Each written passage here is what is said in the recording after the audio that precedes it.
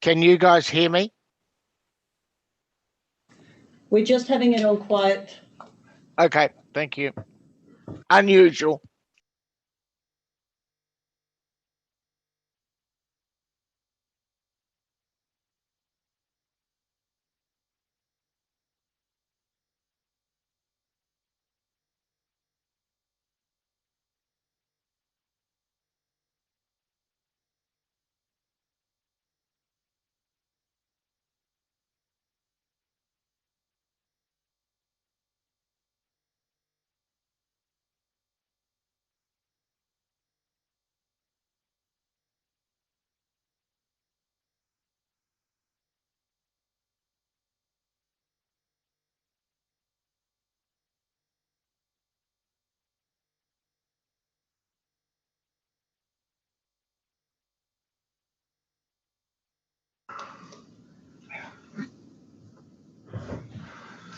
Morena councillors, kia ora koutou, no mai haere mai.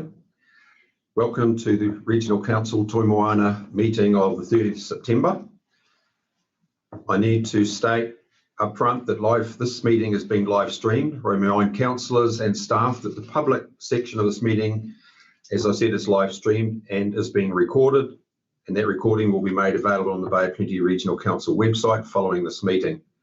Also remind all present the local government decision making affords no protection to councillors, council officers and the public for comments made during the meetings that are subsequently challenged in a court of law and determined to be slanderous. With that statement, we will have an opening karakia, Councillor Toiiti. Tēnā rā tātou tēnei ata, me tūwhera tā tātou hui me te karakia. Me noi tātou. Kia tau nā manaakitanga te mea naro ki runga ki tēnā o tātou. Kia māhia te hua mākihi, kia toi te kupu, toi te mana, toi te aroha, kia tuturu whakamaua kia tīna, haumi e hui e, tāki e. Thank you. Kia ora. Thank you, Councillor Iti. Apologies. We have apologies from Councillor Rose, Councillor Brunning and Councillor White for lateness. I'll move they be adopted. Councillor Winters, all those in favour, raise your hand. Against, carried. Thank you. Public forum, there is no public forum available today. Items on the agenda, no new items to be added to the agenda. In the order of business, there is no change to the orders of business as previously circulated. Item 6, declaration of conflict of interest. Are there any conflicts of interest? Mr. Crosby. Quayside annual report and supporting documents. Thank you, Mr. Crosby, and we'll also include Councillor White in terms of that conflict of interest noted. Thank you. Public excluded business to be transferred into the open. There is none. That takes us through to the minutes, Regional Council minutes of the 12th of August. I'll move they be true and correct. We have a seconder, Councillor Winters. All those in favour, raise your hands. Against, carried. Thank you. Any matters arising out of those minutes? Councillor Winters and then Councillor Nees. Have we got a new date for the Apotiki Harbour Transformation Project that was cut off? No. Fiona. Kia ora, councillors. Through you, Chair. No, we haven't. We may have to do it as a virtual Zoom meeting now. Might be in the best interest of doing it as quickly as we can, but we're working on that. Councillor Nees. Thank you. I'm sorry, you moved a bit fast for me. There is a correction, Mr. Chair, on page 12. It should read the Tauranga battle site under your chairperson's report, second bullet point. Okay, thank you. Thank you. Noted, Councillor Nees. Takes us through to Regional Council minutes of the 16th of September. I'll move they be true and correct. We have a seconder, Councillor Thurston. All those in favour, raise your hand. Against, carried. Thank you. Any matters arising from those minutes of the 16th of September? If not, that takes us through to the minutes to be received. Rangataiki River Forum, 4th of June. Happy to move. Moved Councillor Winters, seconded Councillor Clark. Raise your hands. Favour, Against? Carried. Any matters arising out of those minutes? Just note that we're only receiving them. Councillor Iti. Yeah, just a note that on page 32, item 7.1, the election of a deputy chairperson, it has there that Councillor Silcock abstained from the voting. All of the regional councillors also abstained from that voting. Okay, thank you. Okay, thank you. That's noted. 8.3 Rangitoki River Forum minutes of the 4th of June. No, just done that. Sorry, Regional Transport Committee of the 9th of June. Mr. Thurston. Happy to move, Chair, and for colleagues to note that the Regional Land Transport Plan 2021-2031, which is a major piece of work in each triennium, was signed off and sent to Wellington, and it's worthy to note that Western Bay of Plenty lodged their opposition to the document. But happy to move, Chairman. Thank you. It's moved. Councillor Nees, second. All those in favour of receipt, raise your hand. Against? Carried. Thank you. Tauranga Moana Advisory Group minutes of the 11th of June. I'll move. Thank you, Councillor MacDonald. Do we have a seconder who was there? I'll second. Second, Councillor Nees. Thank you. All those in favour of receipt of these minutes, raise your hand. Against? Thank you. Any matters arising out of those? Any questions? Otherwise, we will move on. Otherwise, we go to 9.1. Oh, Councillor Thompson. No? You might just want to remove your hand there, Councillor. Oh, it's gone. Thank you.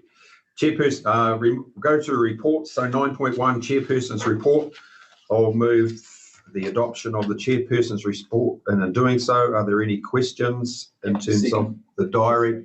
Being seconded by Councillor Winters.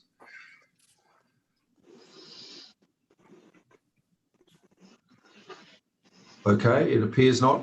Councillors, now's the time to raise any issues or explanation you're on. You'll see that there was some narrative regarding the regional sector meeting at which Ministers David Parker and Damien O'Connor attended.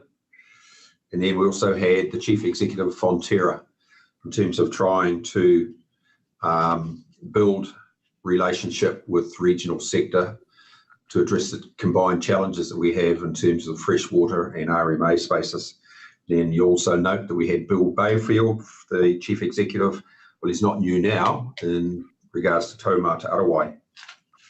And the thing that came out of that interaction was a supplementary order paper that he told us, which has now been through the House, that essentially the standards in terms of the three waters will be set by Taumata Arawai.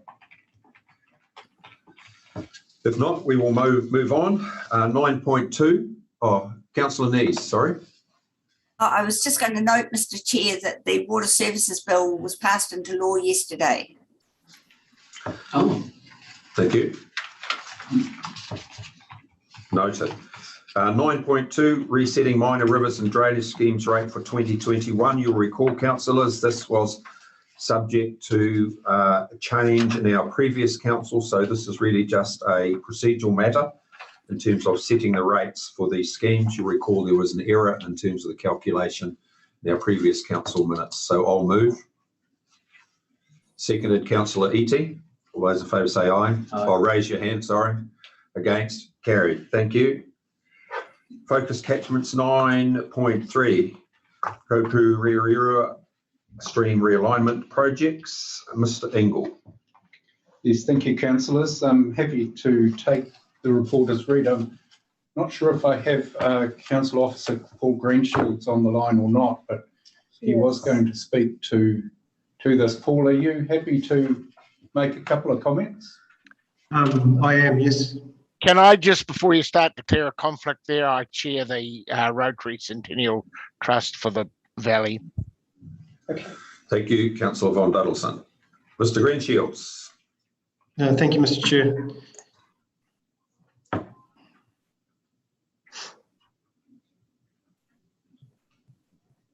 Yes, you're live, Paul. Thank you. I'm just sharing my screen. Thank you, Mr. Chair, councillors. I'd like to just present the Kaupūrererua stream realignment and have a few slides just to supplement my report. The Kaupūrererua stream realignment is a partnership between TCC, Tauranga City Council, Auckland Regional Council, and Ngāi Tamarauho, the hapu of the Rohi. To give you just some background, the focus catchment is one of our priorities in the Tauranga Harbour. It has quite a large issue with suspended solids being in the top 5% of the worst sampled within Tauranga Harbour. And that the bathing standards for the sampling area at McCord's Ave, Judea, sit at an amber alert level for most of the summer.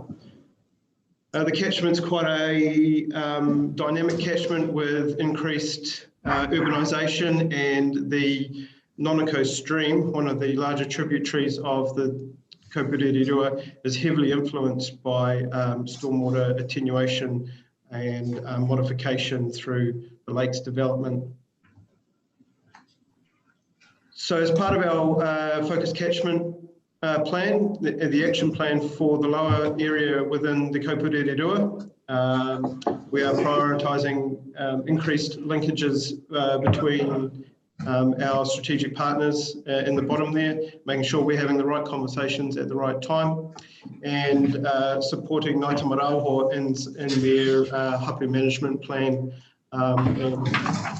in investigating opportunities for them to be more involved in their rohi.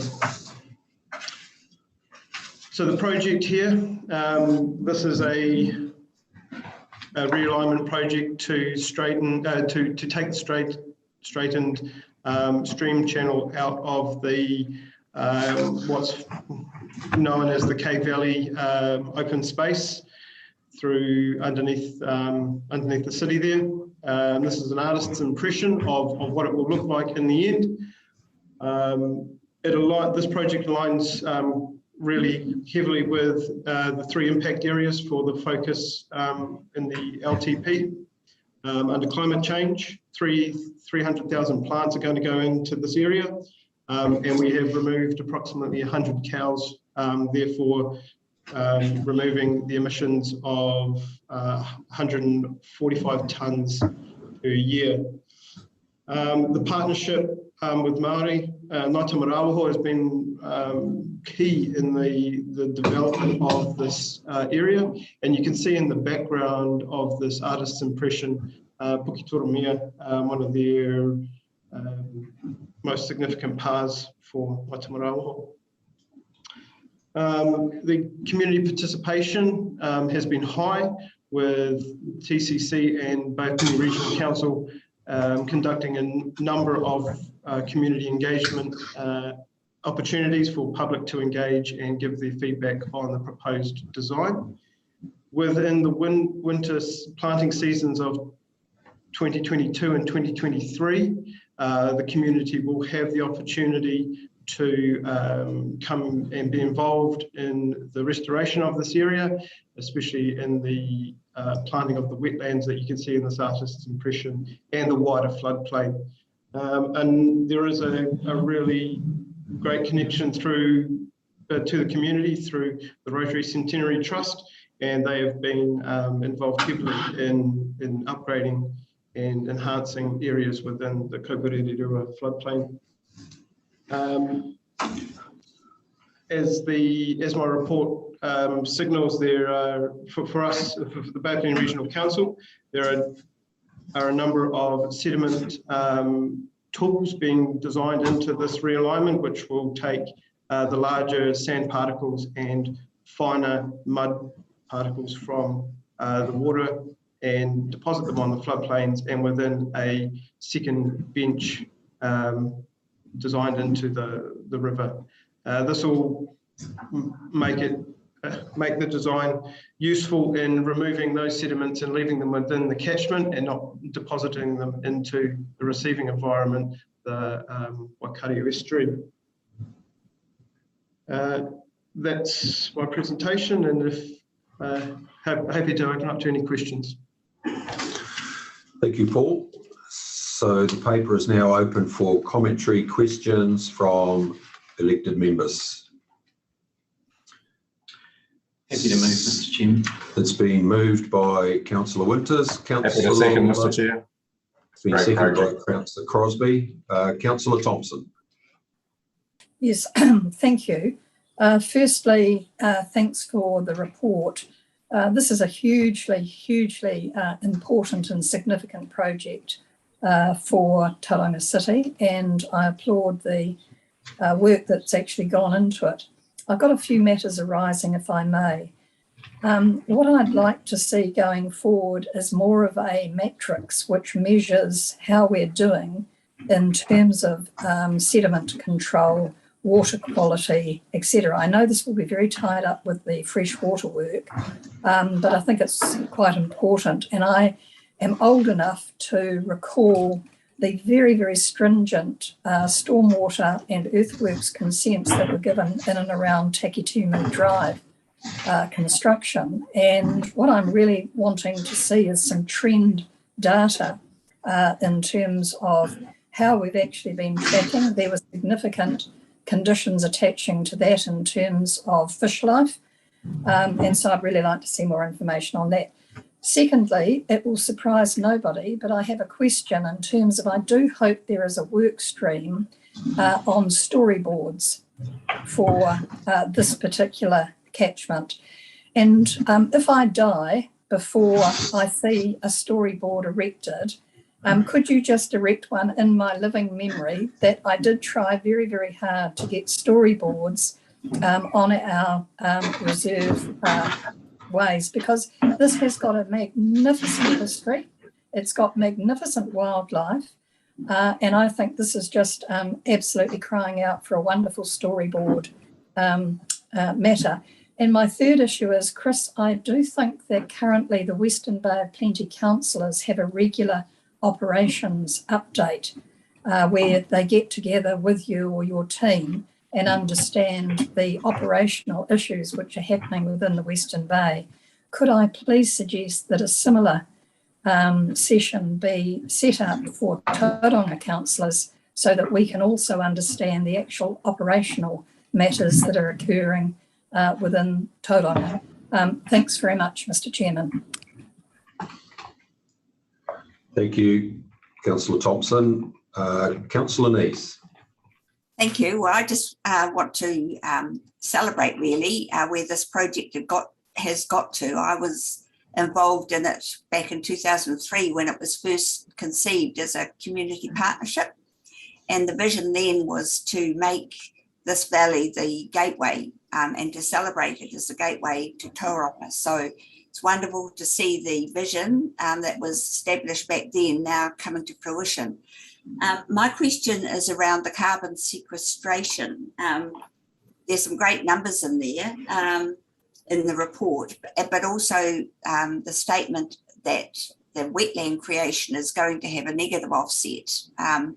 So I just wonder if staff could talk a little bit about that and why calculating that offset isn't possible at this stage. So I presume it's from breaking down of material in the wetland is why methane is released, but I just wonder if staff could give us a bit more background about that, please.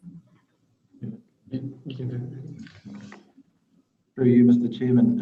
It's Pim here. Greetings, councillors, and I'm happy to hear the excitement about the project. I think that the issue of methane emissions from wetlands is an emerging area, and a few years ago we all assumed that wetlands were a good thing, no questions asked, and they are from a water quality perspective, although they can throw you a curveball with bacteria sometimes, and they are from a CO2 sequestration perspective, but they do have an emissions profile of methane that's dependent on the anaerobicity of the saturated soil, as well as the pH and a number of other factors. I'm not the expert in that. We can get some work done, or we can get a consultant to provide us with an estimate. We didn't think that it would change our approach to this project, whether we knew that or not though. So in this case, we decided not to invest in that prior to submitting the paper and negotiating the agreement with TCC. I think it is an area that we do want to understand better though, because we are in the business of constructing and modifying a number of wetlands, and we do want to try and make sure if there are variables we can influence that reduce the methane emissions, we should be influencing them. And the one thing that I do know is that if you construct a wetland with a salinity regime that is above about 15 PSU, so freshwater is 0, coastal marine water is 35, so it's in that mid-range. Once you get above a PSU of 15, the methane emission profile drops to 0. And so that's one of the reasons why we're so excited and why we brought you that policy change paper in early August to the Strategy and Policy Committee, seeking additional provisions to create salt marsh wetlands, because they sequester about 90 tonnes of carbon and don't have a methane emissions profile. So we're looking for those saline wetlands wherever we can get them, and there are big opportunities. In the freshwater wetlands space, it's fair to say that we still have some questions to answer, but I'll take your question as an opportunity to go and find out some more and understand that better. Thank you. Thank you, Pim. Councillor Von Duddleson. Yeah, just in response to the storyboard request, I can tell you that our Rotary Trust has been advocating for this for the last 3 or 4 years, and we keep getting told that it has to be a Tauranga city because they have to sign everything off, and it is in hand. However, we haven't seen a lot of evidence of it yet, but we have been asking, I think, for at least 3 years for a series of storyboards as you go around the valley. So, and they've assured us that it will happen. It just seems to be a slow process. So that's a response to that one. Thank you. Thank you, Councillor Von Duddleson. So I have a question or a comment in terms of the accountability for this project. So the Regional Council is putting 32% of the funding, the capital funding, into this project. I note that, and it's, I'm seeking some explanation, Pim, regarding, as I said, the accountability. I note that the part of the project team is the Bay of Plenty Regional Council. However, in the narrative, I see Mr. Greenshield's input here is in the communications only, and when you go to Schedule 2, you'll see that outlined in terms of the representatives. There's a big difference between a communicator vehicle and a project team. I note that any cost overruns fall to the lead contractor, being Tauranga City Council, but my expectation would be that Mr. Greenshields should not be shy in terms of coming forward and having some oversight in terms of the delivery of this project, which should be on time and within budget. And unless that expectation is put right up front, we run the risk of cost overruns. But as I said, if TCC wants to pick up those in the event they happen, then, well, it's prescribed. But we are putting 32% of the funding into this project. So thanks, Mr. Chairman. And if you wish to put a resolution to that effect into your resolutions in the paper, we'd be happy to follow up on those. We will be anyway. I'm really pleased with the additions to the project design that Paul's been able to get put in, so that it's not just a look nice project, but it also has those significant sediment reduction design elements built into them. But we'll take what you say on board regardless of whether or not there's a resolution to that effect. Thank you. We don't necessarily need a formal resolution if you come to our conclusion. Look, I don't think we actually need a resolution. I think the expectation is there from all councillors that the delivery of this is where we're moving into, and that you should not be shy in terms of coming forward. But as I said, a communication role is fundamentally different to being part of a project team that's about delivery. Okay, so the paper has been moved and seconded. Is there any further discussion? If not, I'll put it. All those in favour, raise your hand. Against, carried. Thank you. 9.4, review of River Scheme Advisory Group Terms of Reference. Mr. Ingle, will we have Kirsty Brown with us, do we? Yes, thanks, Mr. Chairman. Yes, Kirsty's on the line, but here to answer questions if councillors have any. Really, it should be self-explanatory. We're at a time now, I think, with the river schemes where we need to have a bit of a look at the terms of reference. We have, in one of the river schemes, appointed a hapu member already to represent iwi interests or hapu interests. And I think discussions with councillors who are involved in these river schemes have resulted in me putting this paper forward to suggest we have a bit of a rethink about the terms of reference. So essentially, councillors, this is reviewing the existing terms of reference. My commentary around this is that we need to be very careful in the environment we're moving into, where I think we should not usurp the growing participation, the statutory role that the co-governance forums should fulfil. And whilst currently we may be operating at a hapu level, I think we need to recognise that increasingly we need to acknowledge those co-governance forums, and ultimately they need a say in terms of who representatives may or may not be. So the paper is open for discussion. Any questions? Mr. Iti and Councillor Clark. Kia ora, Mr. Chair. Taking in what you said, I'd just like to give some feedback that as being a member of these advisory committees and the statutory forms also. It is quite good for the community, in my view, for everybody to be around the table in certain instances, so that everybody's reading from the same page.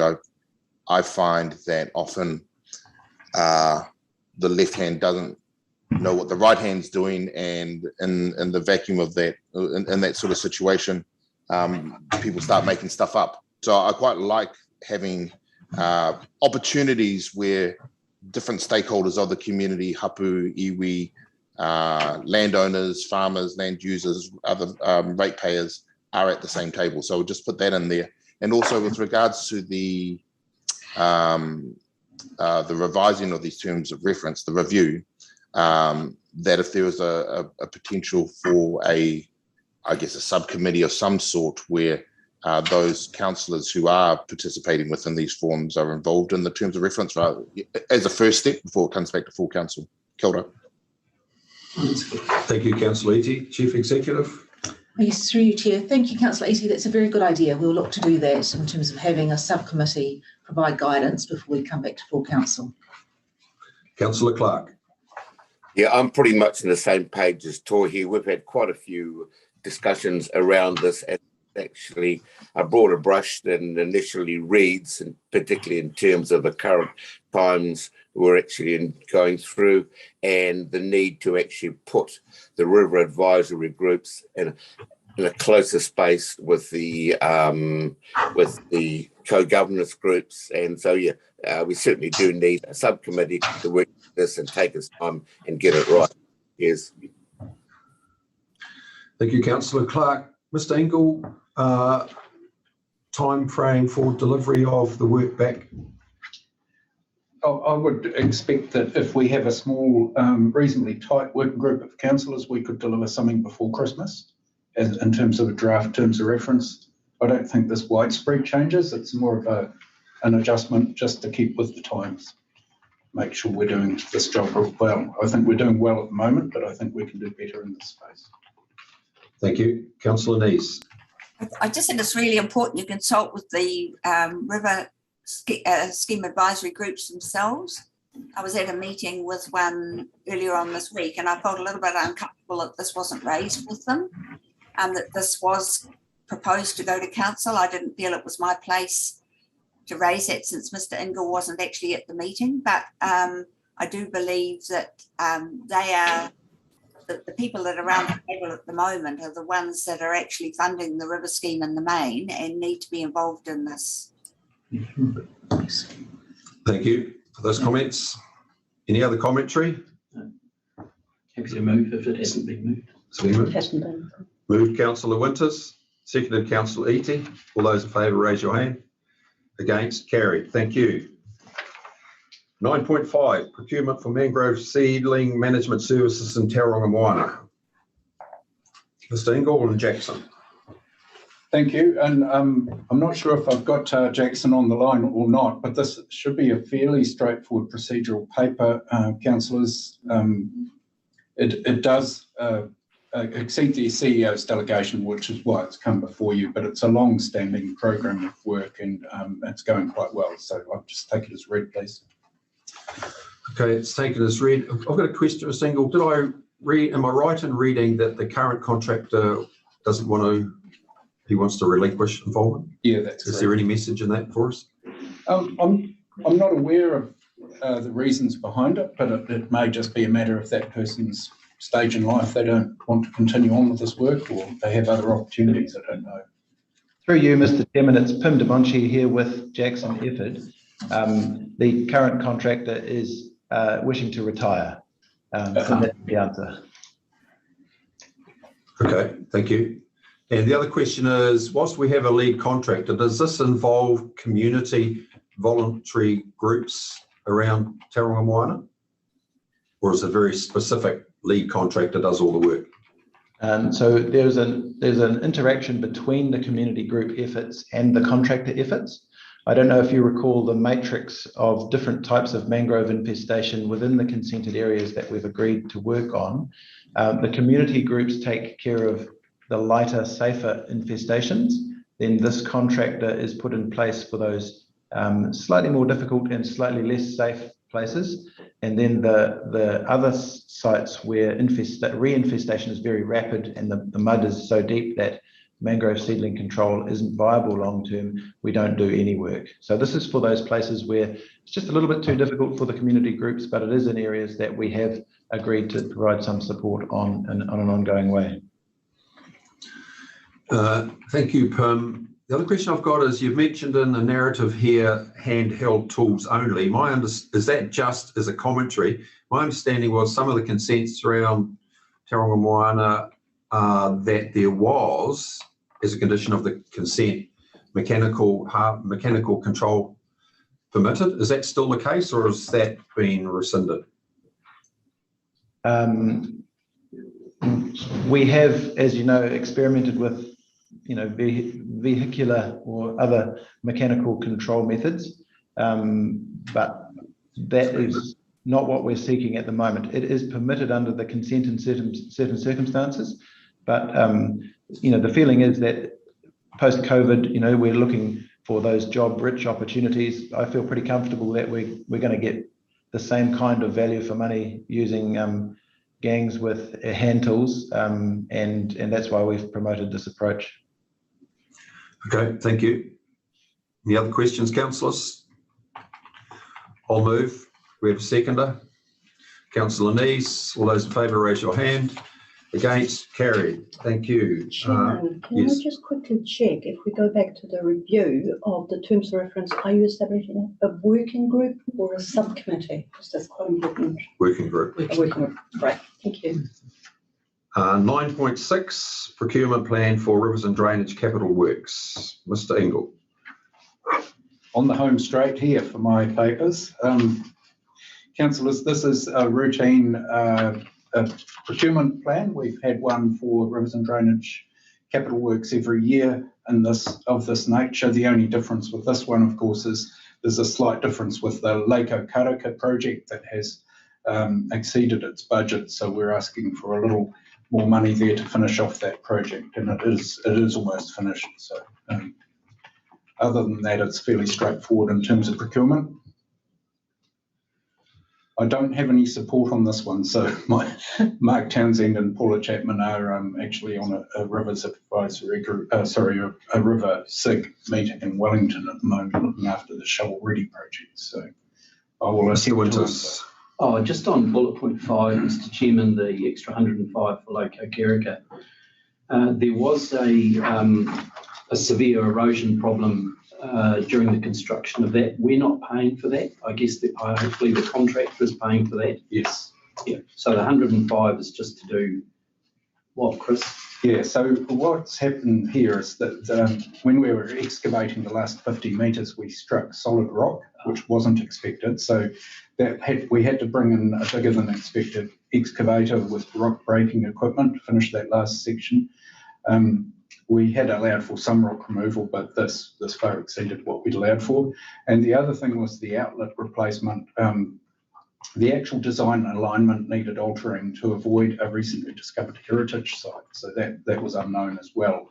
It meant an additional fabricated bend, extra stainless steel pipe length, and increased outlet manhole height and person hole height, I think that should be, and increased temporary work. So rates for each of those items were greater than estimated due to COVID as well. So there were a few things that added up.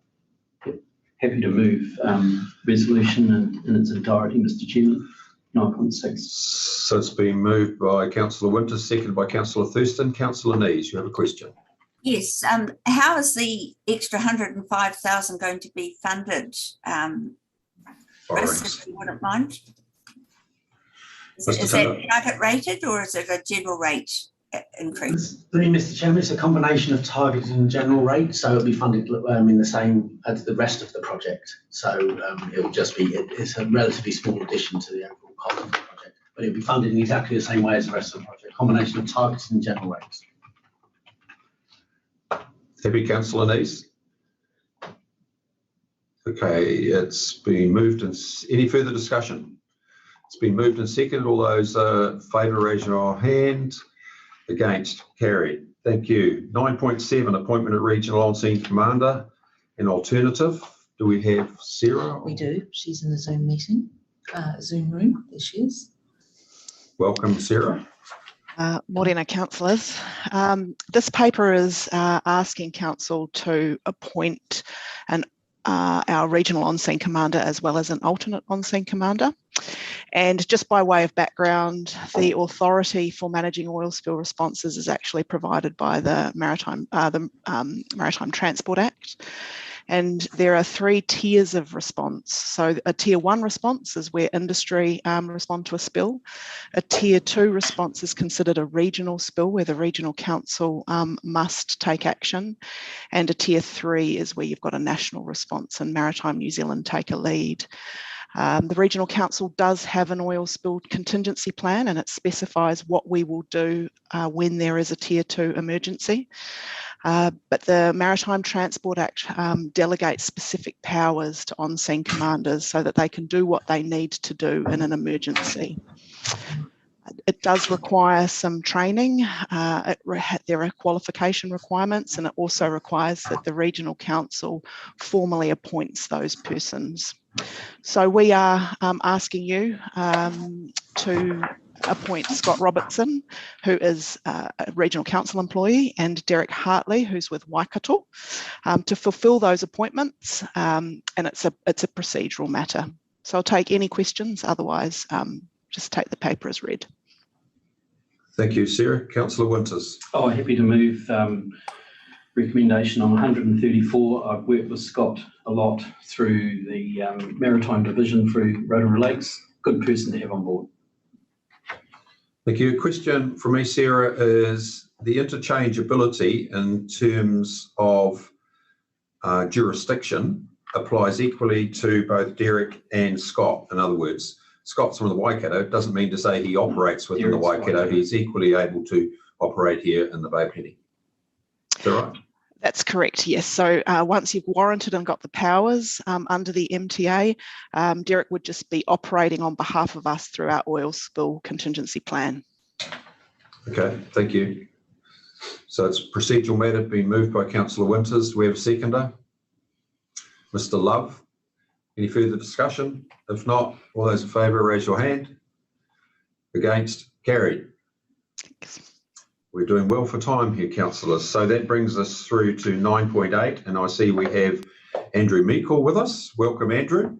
This is Local Government Funding Agency Annual Report for 2021. I understand you've got a small presentation for us, Andrew, so the floor's yours. Yes, I thought I'd first just touch on, I saw you included in the agenda the letter from the that we sent to the shareholder council on the water reforms.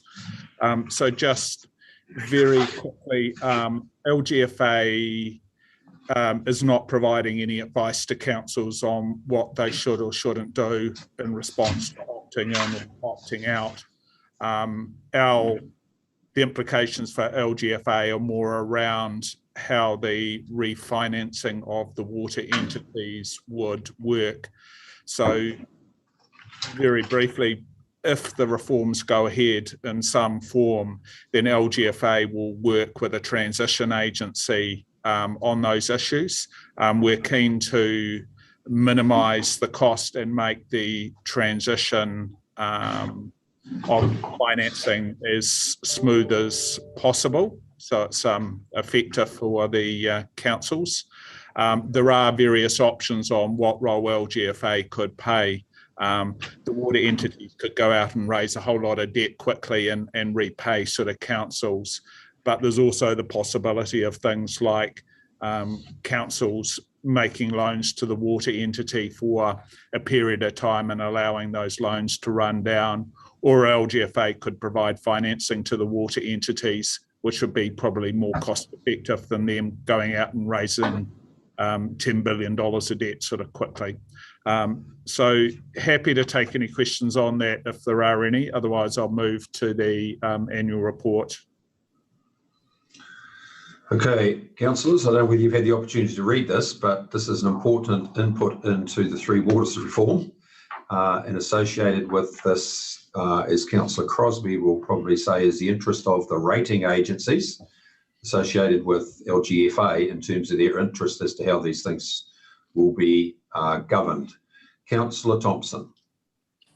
Yes, thank you, and thank you to you, Matt, in particular, for pursuing this matter.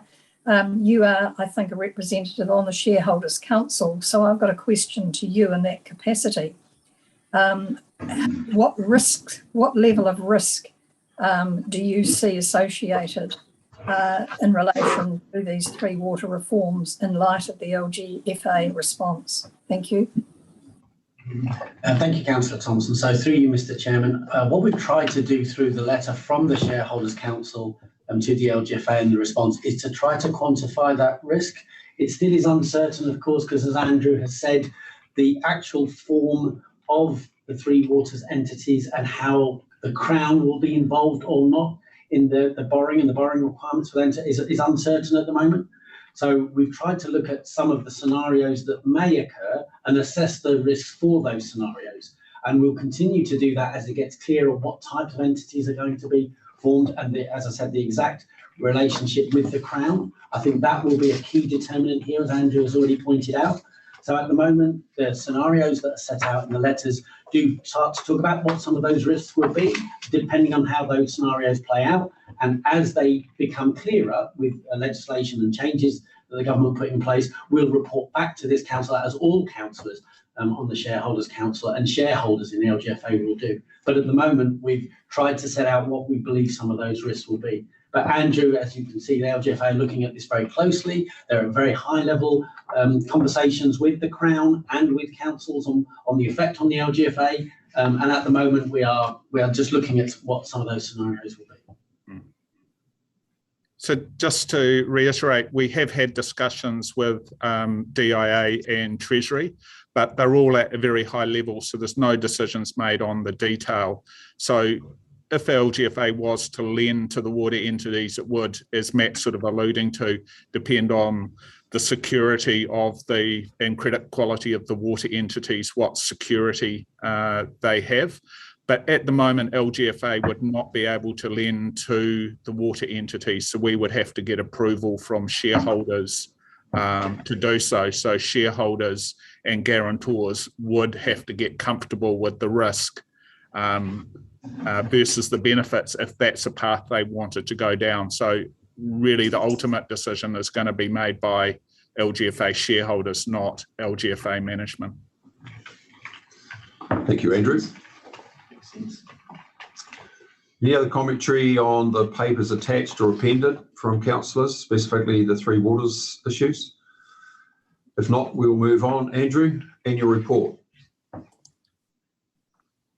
Okay, I'll just share the screen here.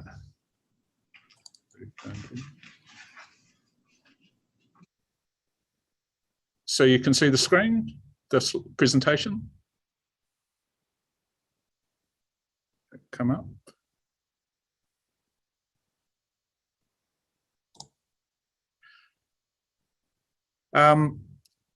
I'll just very quickly an LGFA overview. We're now up to 73 member councils. So there's still 5 councils that are not members. 4 of those are likely to join in the near term or over the next sort of 12 months. And the only one that probably isn't going to join at the moment is sort of Chatham Islands. So it's good to see the number of participating councils pretty much going to be the whole sector. So that's far better than was ever envisaged when LGFA was set up 10 years ago. And of those councils, 64 are now guarantors. So we've had quite a few councils over the last few years that have been non-guarantors that have moved to become guarantors, and that essentially they're doing that because they want to be able to borrow more than $20 million. So if you're not a guarantor, you can't borrow more than $20 million. Another key development last year was the government increased the liquidity facility that it provides LGFA from $1 billion to $1.5 billion, and extended the term of that facility for a further 10 years. And every 3 years we have the right to sort of renew it, so that it's always going to be essentially a 10-year sort of facility. So again, while we've never drawn upon it, the fact that the Crown's willing to continue to providing it has been a very good form of support from the Crown. In terms of the statement of intent, the objectives have not changed over the last few years. The only one is the last one down the bottom, which has been to assist the local government sector with significant matters. So last year that was COVID. This year it's the 3 water reforms. So we will assist councils around the issue of financing in regard to 3 waters. But you can see the profit projections going out there on that top box on the right-hand side. So profit remaining around $10 to $11 million. Just key to note, we're not trying to maximise our profit. So to the extent that we become more profitable, we tend to pass on the benefit to councils. So from the 1st of July this year, we reduced our base lending margin to 5 basis points, which essentially is resulting in a profit forecast remaining about the same where it's been over the past few years. In terms of the financial performance for the 12 months of June, we met 9 out of the 10 objectives. So our things like our expenses were slightly below forecast. Our lending to the sector's been reached what was sort of forecast. The only objective we didn't meet was our market share. So historically, our target market share was 80%, and we increased that last year to 85%.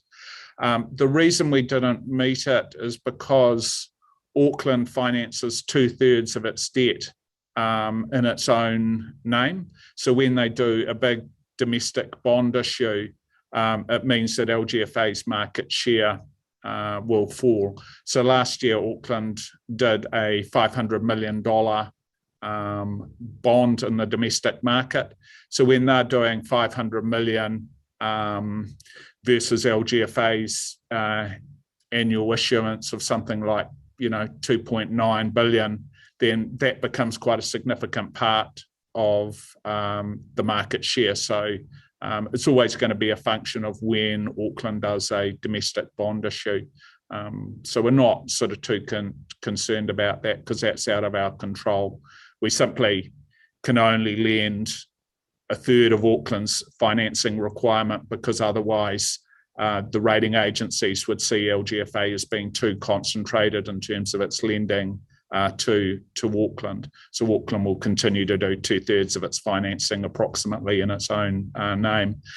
We had no breaches, and very pleasingly, our credit rating remains at AAA, which is important in uncertain times because it allows us good access to financing markets. And just a summary of the financial performance over recent years. You can see in terms of the operating gain, as I said, the profit now has been, sort of between 9 and 11 million for the last 5 or 6 years. So again, we're not trying to sort of maximise it, and so quite different than sort of normal entities where maximising your profit is the key objective.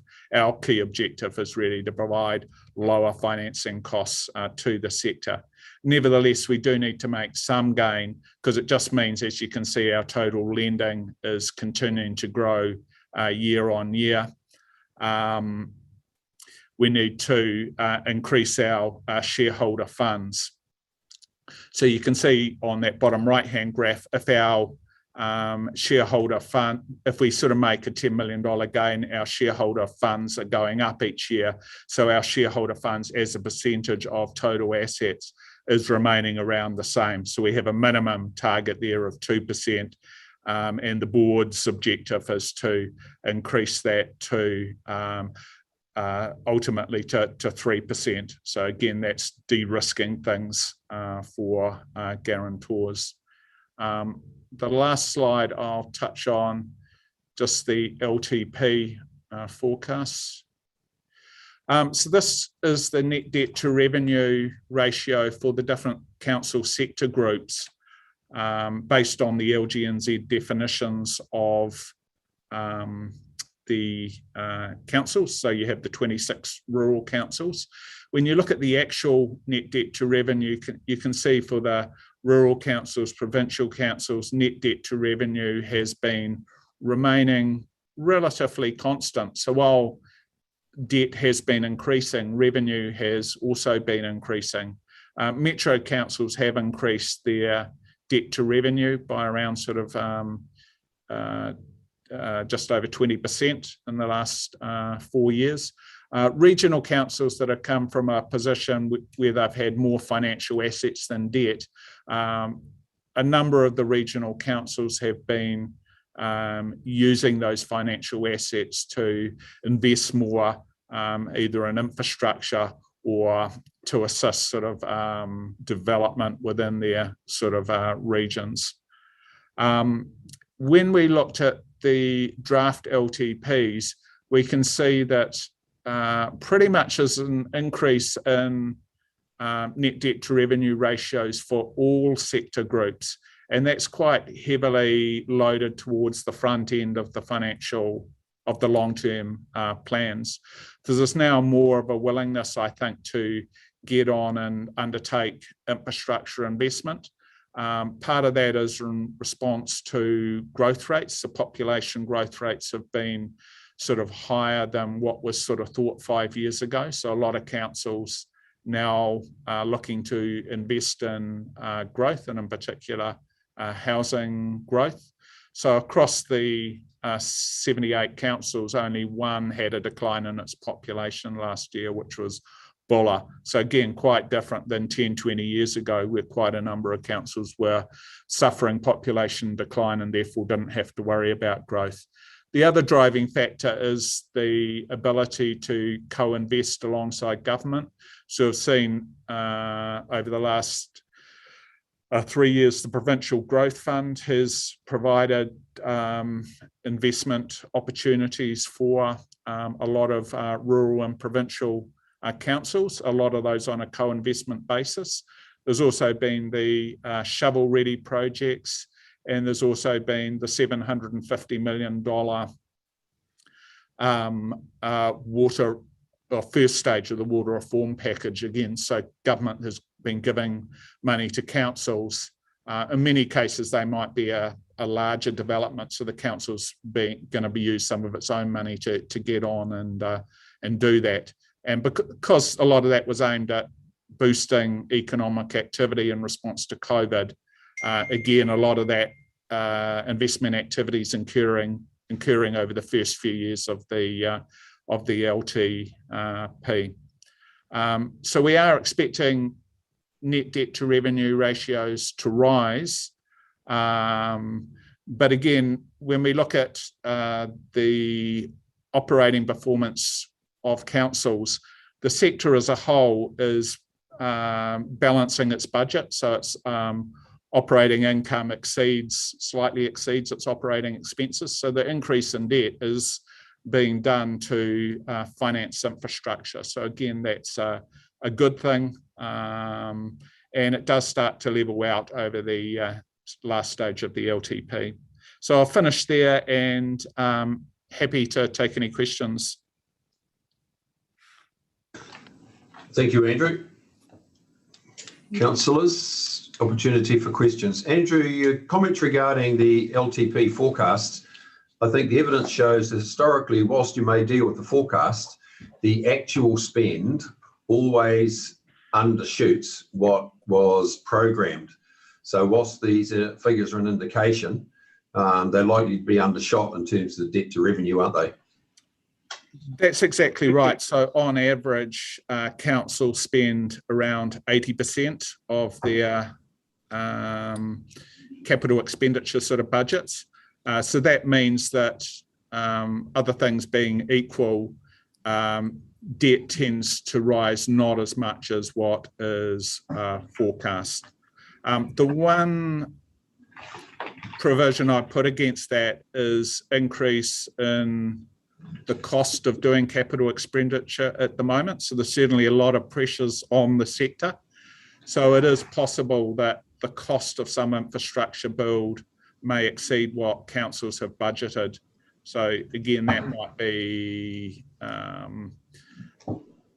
means that, you know, that might cause debt to be slightly higher than what is sort of forecast. But you're quite right in your observation. So us and the rating agencies would both expect debt levels not to rise as much as forecast.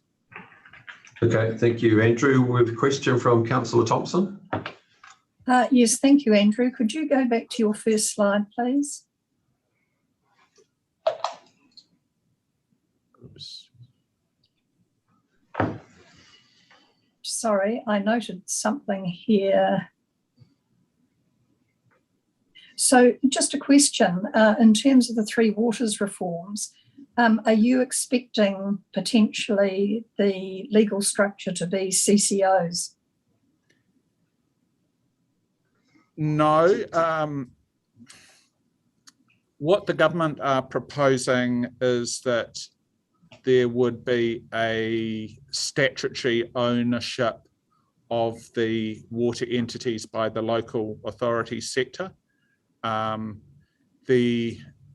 There will be an independent board of directors appointed, but there will also be a governance board that sits over the top of that. So that's made up of half council elected representatives and half from iwi. So that governance board essentially appoint the selection board that then appoints the directors to the board of the water entity. So it is quite a complex structure and it's a very unique ownership structure. So while the local authorities own the entity, there's no actual physical shareholding like there typically would be in a normal entity. And that's to make it financially, to get balance sheet separation between the local authorities and the water entities. So the one thing that the government didn't want is local authorities to be held back from investing in their own infrastructure because of debt that the water entities would be raising. However, the one thing I would say is that's on the basis that the government model go ahead. So it is possible that councils could form their own water CCOs if they wanted to. I guess where I was really coming from is in the event that entities were formed which were council-controlled trading enterprises, then there's a prohibition on local authority guarantees. And I was just wondering about the consequences of that, but don't worry about that. Yes. There's a long way to go in this game yet, so we'll just keep an eye on that ownership and the potential positioning in terms of the non-ability to be able to guarantee under the current legislation. Thank you, Andrew. You're quite right, though, that the government do not want councils to provide any financial support to the water entities, so they want that balance sheet separation, but they still want a certain level of council involvement in the governance of the water entities. Thank you, Andrew. Councillor Crosby. Yeah, thank you, Andrew, for your report. And before I ask the question, can I first of all acknowledge the amazing vehicle that LGFA has provided, not to the sector, but in fact to the community. You've constantly delivered borrowing rates well below the market, and it's been to a strategic advantage to communities. And it's the only actual new funding tool that I can recall in probably 100 years that's been provided to us. I guess my question is, which you might have some difficulty answering, is where do you see the rates moving and the risk of rates moving over the next 2 to 3 years? Thank you. So this is the graph of secondary market yields. So you can see the red line is the government bond curve, and LGFA is the blue curve. So LGFA is certainly for medium term sort of debt is borrowing at about 0.5% over government bonds, but LGFA is rated at AAA and the best bank is rated at AA minus. So LGFA is 3 credit rating notches higher than the best bank in New Zealand. So if we put up a curve of where banks could raise debt, it would be higher than where LGFA is, and then they'd add on a margin to lend to a council. So that's why LGFA is providing savings. Interest rates are about 1% in the longer term, about 1% higher than they were a year ago. So we probably have seen the lows in interest rates. But that said, our view is that interest rates will remain certainly relatively low by historical terms for a long period of time. So when LGFA was formed, 10 years ago, councils were probably borrowing at 6, 7, 8% for their longer term debt. So now you can raise sort of longer term money between sort of 2 and 3%. We think the Reserve Bank will start raising interest rates in October, so probably in increments of 0.25%. So expecting the OCR to go from 0.25 to 1% by February next year. But you can see when you look at that yield curve, it's upward sloping, so there's already those expectations sort of built in. So we do think interest rates will rise, and maybe the OCR goes back to something like 2% over the medium term. So still staying very low by historical standards. I would say when you look at councils' interest costs as a percentage of their rate revenue, when we go back 10 years ago, on average, councils used to spend more than 10% of their rates revenue servicing their debt. Now that's down to around sort of 2%. So interest costs are probably not the number one issue facing councils at the moment. Things like rising construction costs and capacity constraints are probably much bigger impact on council budgets. So follow-on question, Andrew, from me is you just made the commentary that you expect the rates to move from 0.25 to 1% in early 22, but that means there's 3 rises of 0.25% between now and are you referring to the second quarter of 22 or are you referring to an extended period into 23?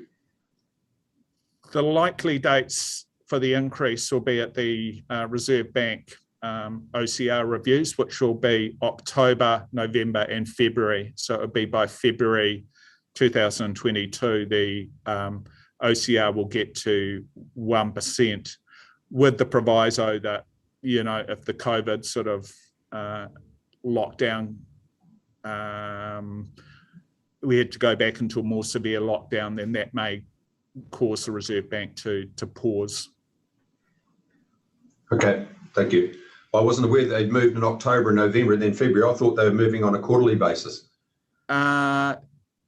They have monetary policy statement every quarter, and then between those they have an OCR review. So I think they do 8 reviews a year.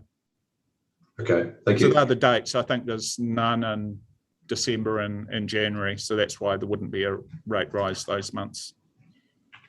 Okay. Councillors, any other questions? If not, thank you, Andrew. Comprehensive, very informative, and we thank you once again. Thanks very much. Thank you. And councillors, all we need to do is to receive the report by way of the resolutions on page 137. So we're receiving it and noting it. Councillor Winters moved. Yep. Can you stop sharing your screen, Mr. Mickle? Yep, I will depart now. Thank you. Thank you. So we moved Councillor Winters. Do we have a second to Councillor Love? All those in favour, raise your hand. Against, carried. Thank you, councillors. 9.9, COVID-19 alert level changes, implications for performance against the LTP goals. Fiona. Yes. Thank you, Chair. This is a report to let you know in terms of the impact on the long-term plan goals with the recent COVID lockdown. Can I take the opportunity to thank you for your availability through that COVID lockdown, and that we were able to complete our business very well during that time. But there are 3 goals that are at risk because we weren't able to do our work as we normally would. They are the achievement of the compliance monitoring goal, and that we couldn't get out and about as we normally would. The regional park visitors, while we've had a significant increase in level 3 of visitors to the regional parks, we're still at risk with that achievement, and also bus patronage. And as you're aware, councillors, bus patronage continues to not track to what we'd expect in a non-COVID world. Even at level 2, there are still restrictions on bus patronage. So really, we will have for you at your first quarterly report the financial implications of these first 3 months in regards to the impact. I do expect that we will be below budgets because there are clearly activities that we are now performing in a different way, and so we are looking to bring that report to you at your next meeting. Very happy to answer any questions. Thank you. Councillors, the report's open for discussion. Councillor Winters. Yeah, just on the consents, page 151. Thanks, Fiona. Yeah, understand those timeframes, non-notified consents, all that sort of stuff going to be at risk. Understand that. The one that I was concerned about was Rotorua catchments, 153. There was a breakdown in the Utahina dosing pump for Rotorua Lakes. Bit of a concern because we saw what happened to Rotorua Lake when we turned off the alum dosing and we had toxic algal blooms. And so I think every effort needs to be made to make sure that those pumps, they should be automatic, which they probably are, but a bit of a concern there for alum dosing. Yes, through you, Chair. It wasn't deemed an essential service going out to fix that pump. Yep. So we will actually look at that in terms of future, in terms of what is essential service. But we certainly went out in level 3, but we couldn't go out in level 4. I'm that happy to move, Mr. Chairman. It's been moved by Councillor Winters. Any further commentary, questions by councillors? Councillor Nees, finger up? No. Okay, it's been moved. I'll second it. So all those in favour, raise your hand. Against, carried. Thank you. No, Chairman, we had Scott Hamilton, but he just disappeared on us again. We can move that on. So we've made, councillors, we've made good time. Oh, here he is here. So welcome, Scott. So what's our ETA for the chairman? Look, the chairman, I think, will not be available until 11:30, so I thought possibly I could talk to the Toi Moana paper first. Yep. And then I think you might have other business that you might want to attend before you get back at 11:30, chairman as well. Okay, thank you. We'll do your paper first, and then we'll go into public excluded. That won't take us any longer than 30 seconds. Sorry. All right. The problem is the live stream. Once we stop it via Zoom, and we do want to live stream the Quayside. Oh, okay. So do you mind just leaving that until after Quayside? Yes, okay, that's fine. So we'll get through the first tranche, Scott, and then we will adjourn if that's the case. Okay. Can we adjourn? Yes, we can. I'll just switch off everything. Okay. Right, thank you, Scott. Well, you're doing the Toi Moana, 9/11. Right? Yep, so look, there is no presentation to go with this. I think you have a piece inside your pack, which is pages 105 to 137 as I've printed it off. The Toi Moana accounts were signed off as an unmodified audit by Audit New Zealand within the required timeframes. There are a couple of things I would like to talk to as part of this. I guess on page 107 of your notes, the statement of service performance. We have a couple of red dots on that. So it's 6 items. We have 2 red items. One is related to the returns. While the returns for the year were well in excess of 5%, the returns for the life to date were fractionally under 5%, and so that's why that is noted as being red as opposed to green, because unfortunately the metric is not on an annual return, but it's actually assessed on a life to date, according to our friends at Audit New Zealand. And the third item there, which is related to the investments in terms of principles of responsible investment. All activity of the portfolio has been done in accordance with that principle of responsible investment.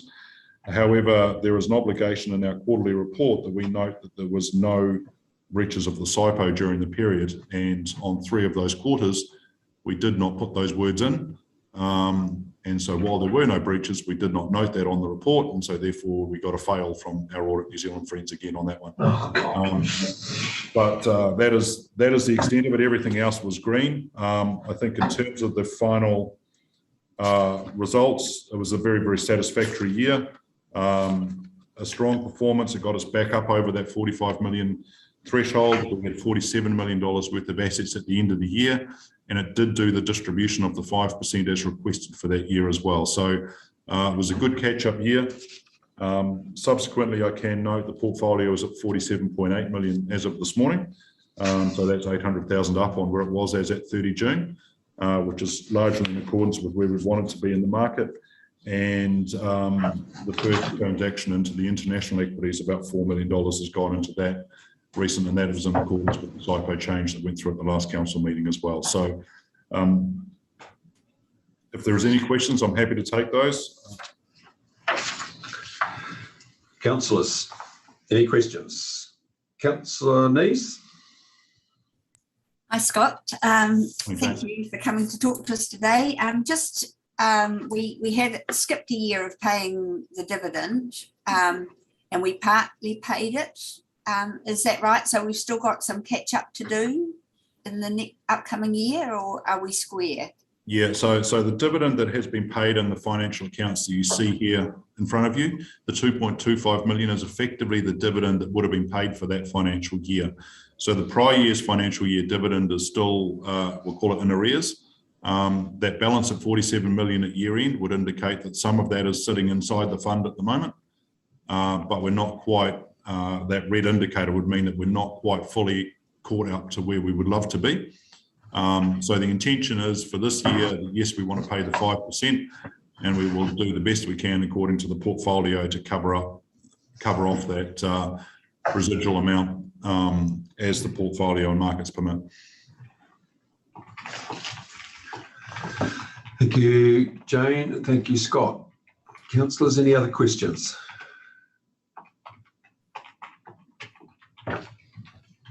Appears not, Scott. Okay. So just by way of procedure, councillors have got a substantive amount of paperwork. Now, that's essentially, I don't expect that everyone's been through these, but this is ticking the box in terms of compliance issues, in terms of the annual reporting. Is that right? Correct. Okay, so I'm going to ask our Quayside directors whether they've got any commentary in terms of their comfort on all these issues. Mr. Crosby, we'll start with you. Oh, we've got Councillor White with us as well.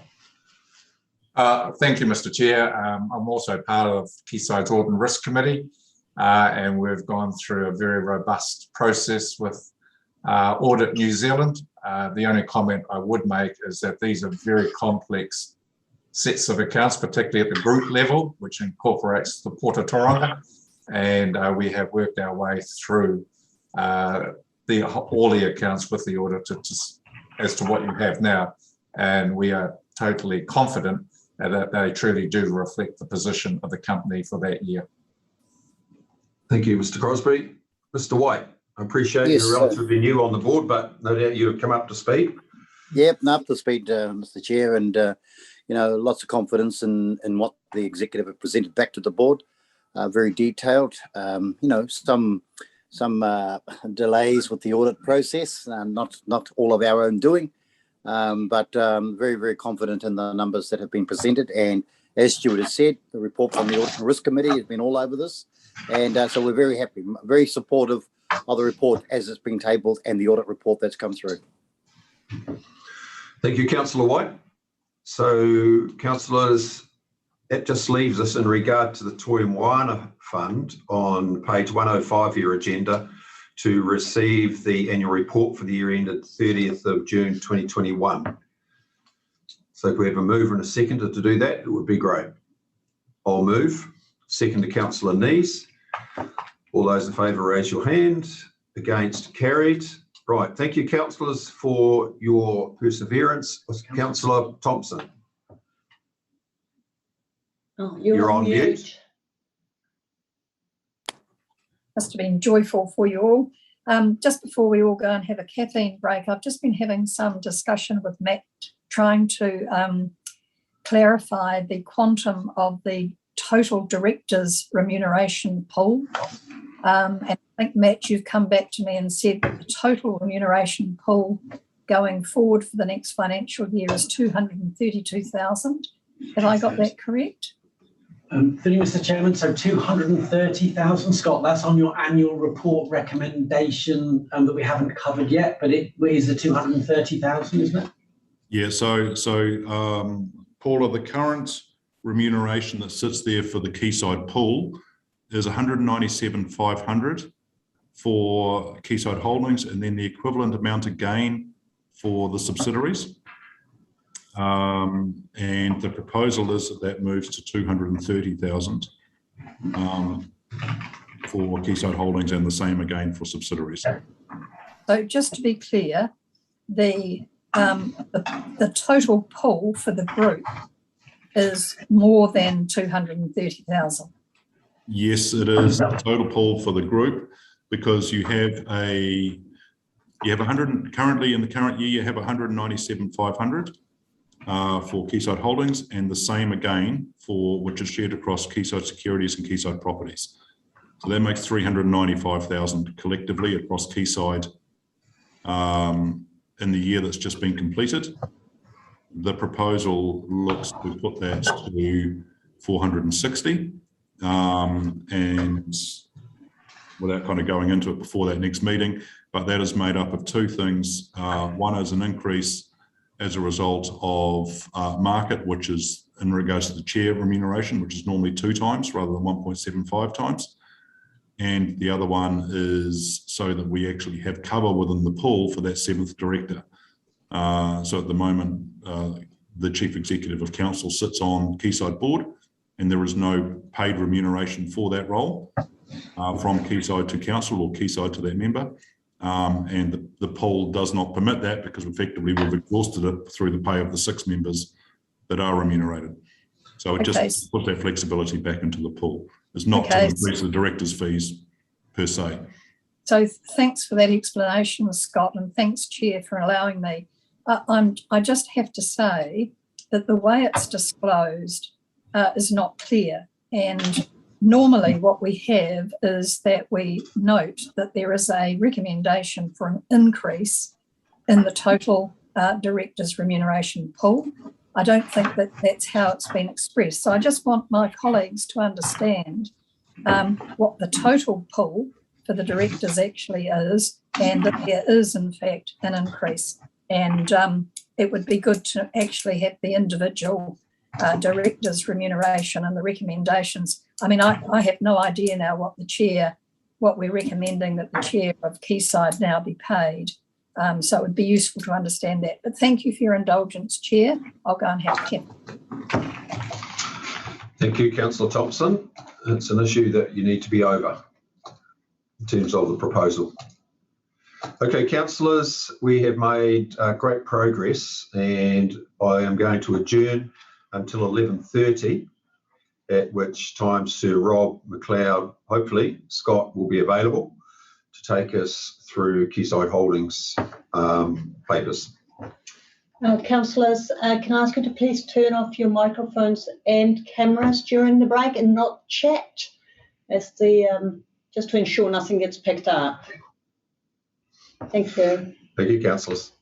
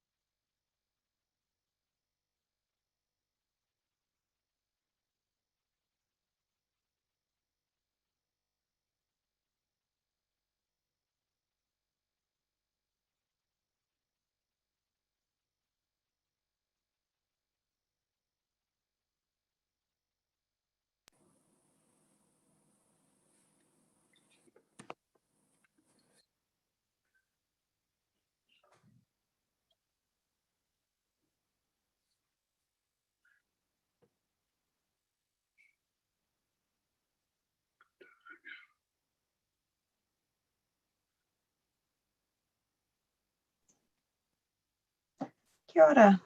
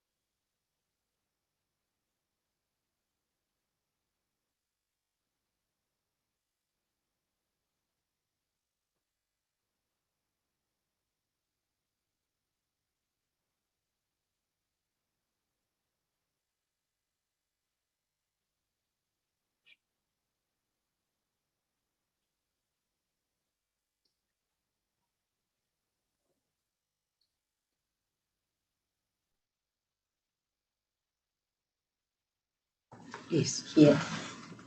Welcome, councillors. So if we can reconvene, I'm just confirming, I see we have got Kieran Horn. Welcome, Kieran. For those who don't know, Kieran is Quayside Director, also Chair of the Audit and Risk Committee. And we've got Sir Robert McLeod. Welcome, Sir Rob.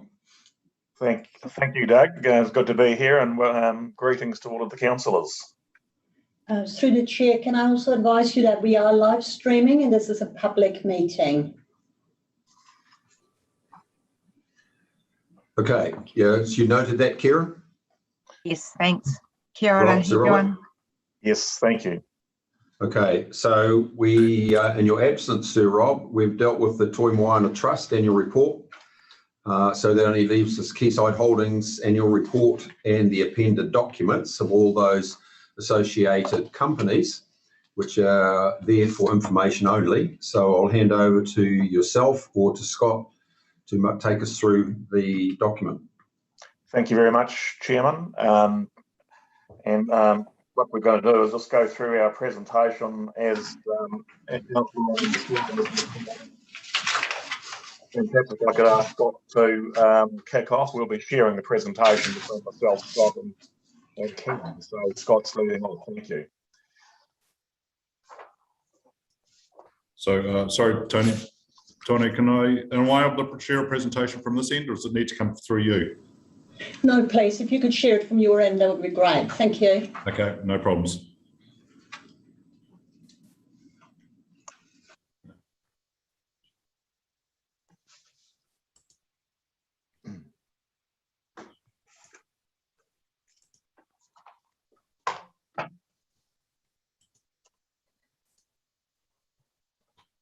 Okay, so hopefully that's visible to everybody.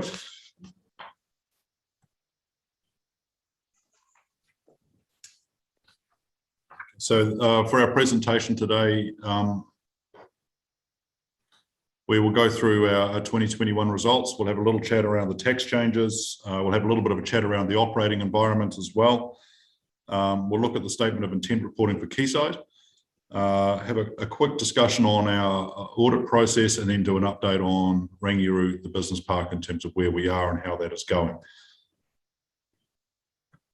I'll let Rob kick off in terms of the operating environment, please. Thank you, Scott. Excuse me. Well, might I just start with observing that we do live in interesting times. And COVID-19 obviously is a significant matter that's impacting not only New Zealand, but globally.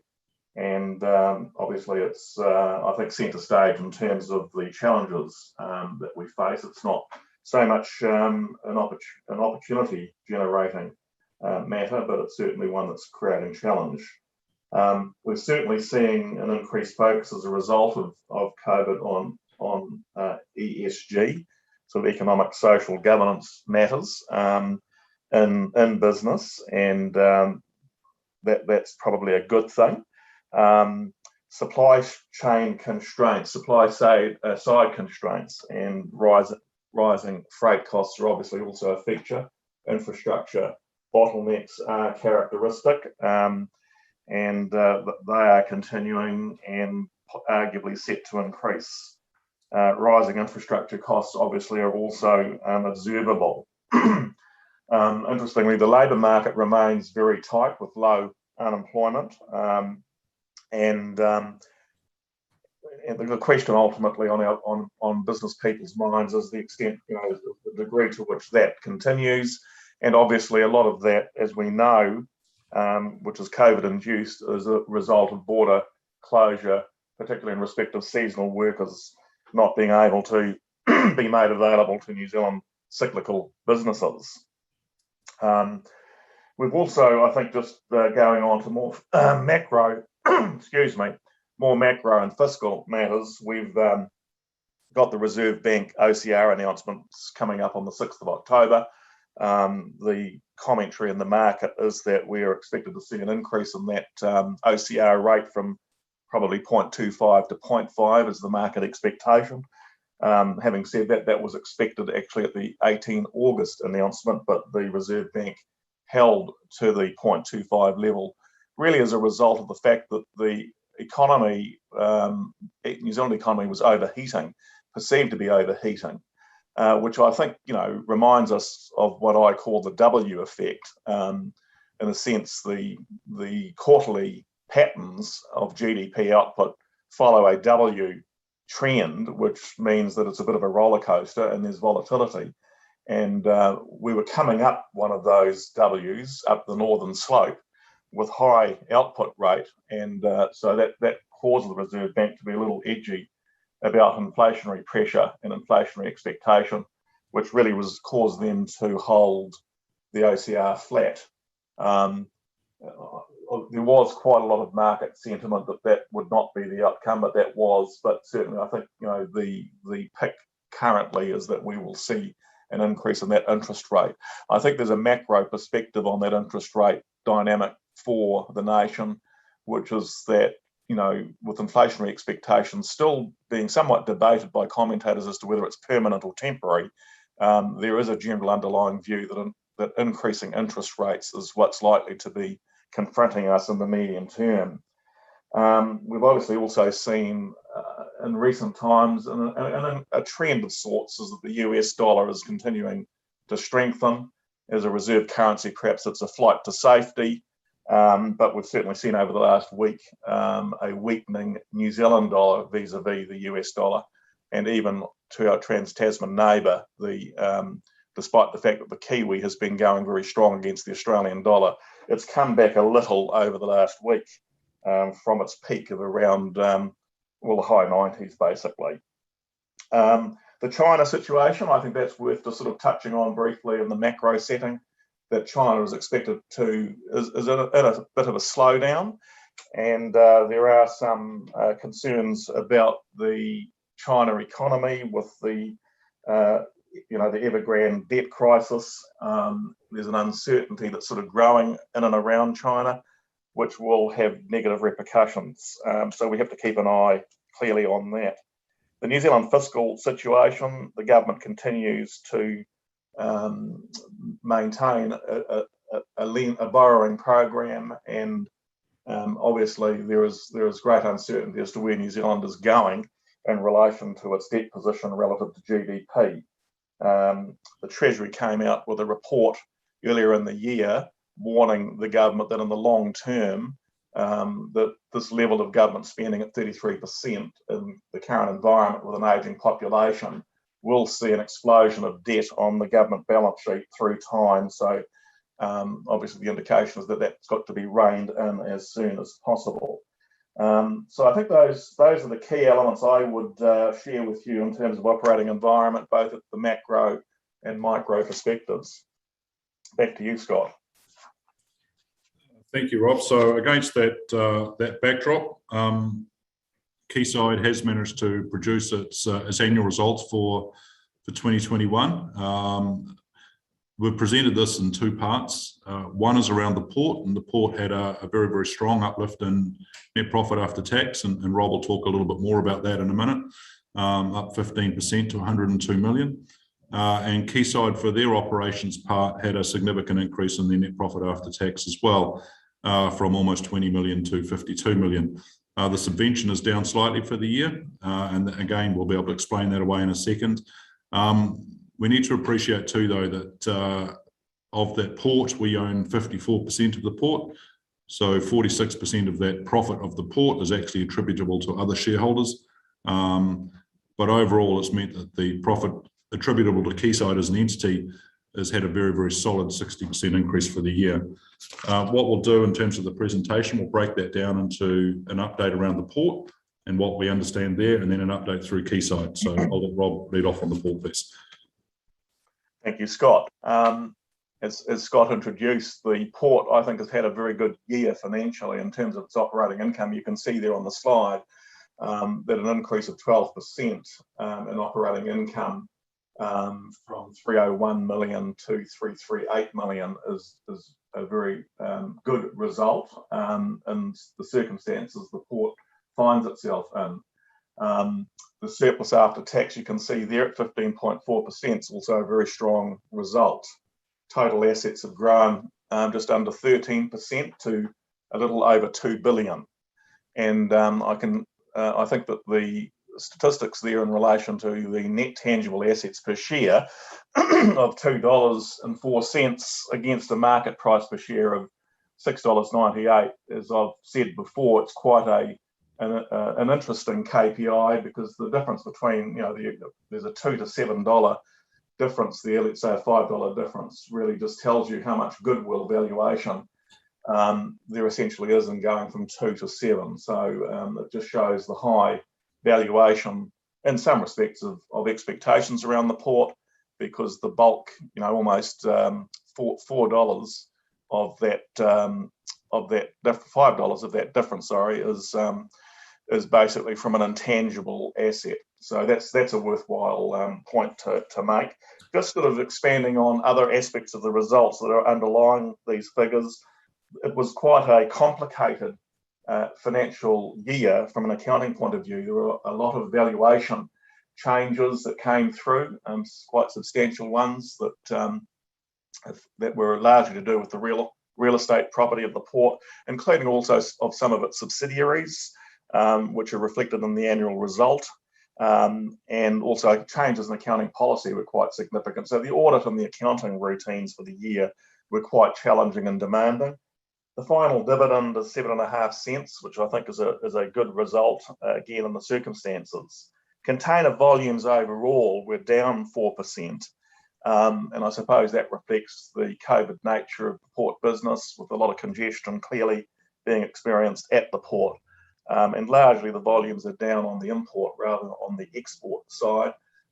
But as we all know, there is a relationship between containers coming in and going out in terms of keeping a feasible equilibrium between those numbers. As you also know, Leonard Sampson, as the new CEO, has been in office since the 1st of July. And I think that we're very pleased as directors of the port observing Leonard in his role.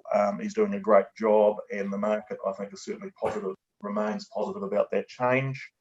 The Upper North Island supply chain matter is kind of, I think, in a bit of a car park. The government have indicated that it'll be picked up by the 2023 election, but at this stage, it's, let's say, under consideration. The methyl bromide efforts through recapturing and log debarking, I think, are on track very positively, trending obviously in the right direction. The port also continues to have a very strong focus on water quality. The shrinkage of its carbon footprint is also an ongoing key priority for the port, and that was measured as a downward metric in the year, really as a result of less movements, vehicle movements and ship movements at the port. And automation, I think, is another key aspect the port continues to focus on, moving from diesel and fuels into electric again in the direction of carbon emission reduction. So I think those are very positive sentiments to be sharing with you today, and I think we can be very pleased with that result. Obviously, the port congestion, coming on to the next slide, continues, and global supply chains remain congested. Vessel schedules remain suspended in New Zealand, so planning, according to a Swiss sort of watch, is not really the name of the game today, as it has been historically in the port. The ship windows can't really be as synchronised and as well and detailed planned as they had been in the past. Only 60% really of the shipping services, as we say on the slide, can meet the berth windows as a matter of forward planning. There have been 208 fewer ships, 106 fewer container vessels that called in that period from September 2020 to June 2021. As I mentioned on the earlier slide on operating environment, the labour market is very tight, and so the port does face very tight labour challenges. And obviously that sort of dearth of supply of labour is also resulting in wage inflation. And we don't see that as improving. That dynamic appears to be getting tougher. Obviously, we're living with COVID at the border. There was a very highlighted significant development around the Rio de la Plata vessel episode, and the port remains on very, very high alert in terms of obviously managing COVID at the border risks in line with the rest of the country. So I think it's back to you, Scott. Yep. So I guess just to look the outlook, I think there as well, Rob. There are significant volumes that we're looking at this current year for containers, and there is some, I guess, plenty of logs still going across the port. Slightly less than the current year that we're in at the moment. The AGM's coming up in a couple of weeks, and Sir Rob, along with Alison Andrew and Julia Hall, are also up for re-election at that. So and we will get further guidance from the port in a couple of weeks' time. From a quayside perspective, just looking at the quayside numbers for the year, obviously a very, very strong result for us. And a lot of it's come across the investment side, the capital gains through that component. The properties, we had gains prior years, I'll talk to this, but we didn't in this last year. And our operating costs are up significantly. The biggest component of that is the amount of spend that we have to do in relation to the Rangiora Business Park. So there's probably about $3 million of extra spend in relation to that. The other costs are the expansion of the team and more consultancy in terms of some of the other transactions that we have undertaken in this current year. The subvention payment is also probably worth noting as well, is down, and that is again as a result of those other costs that we have inside the business. A lot of the gains that we have made from a tax perspective are tax-free capital gains. But what that does mean is that the expenses that we are incurring are reducing our tax burden, which is always nice, and we're not paying the IRD. But it also means that we don't have that ability to make those subvention payments through to council because there is no tax to pay.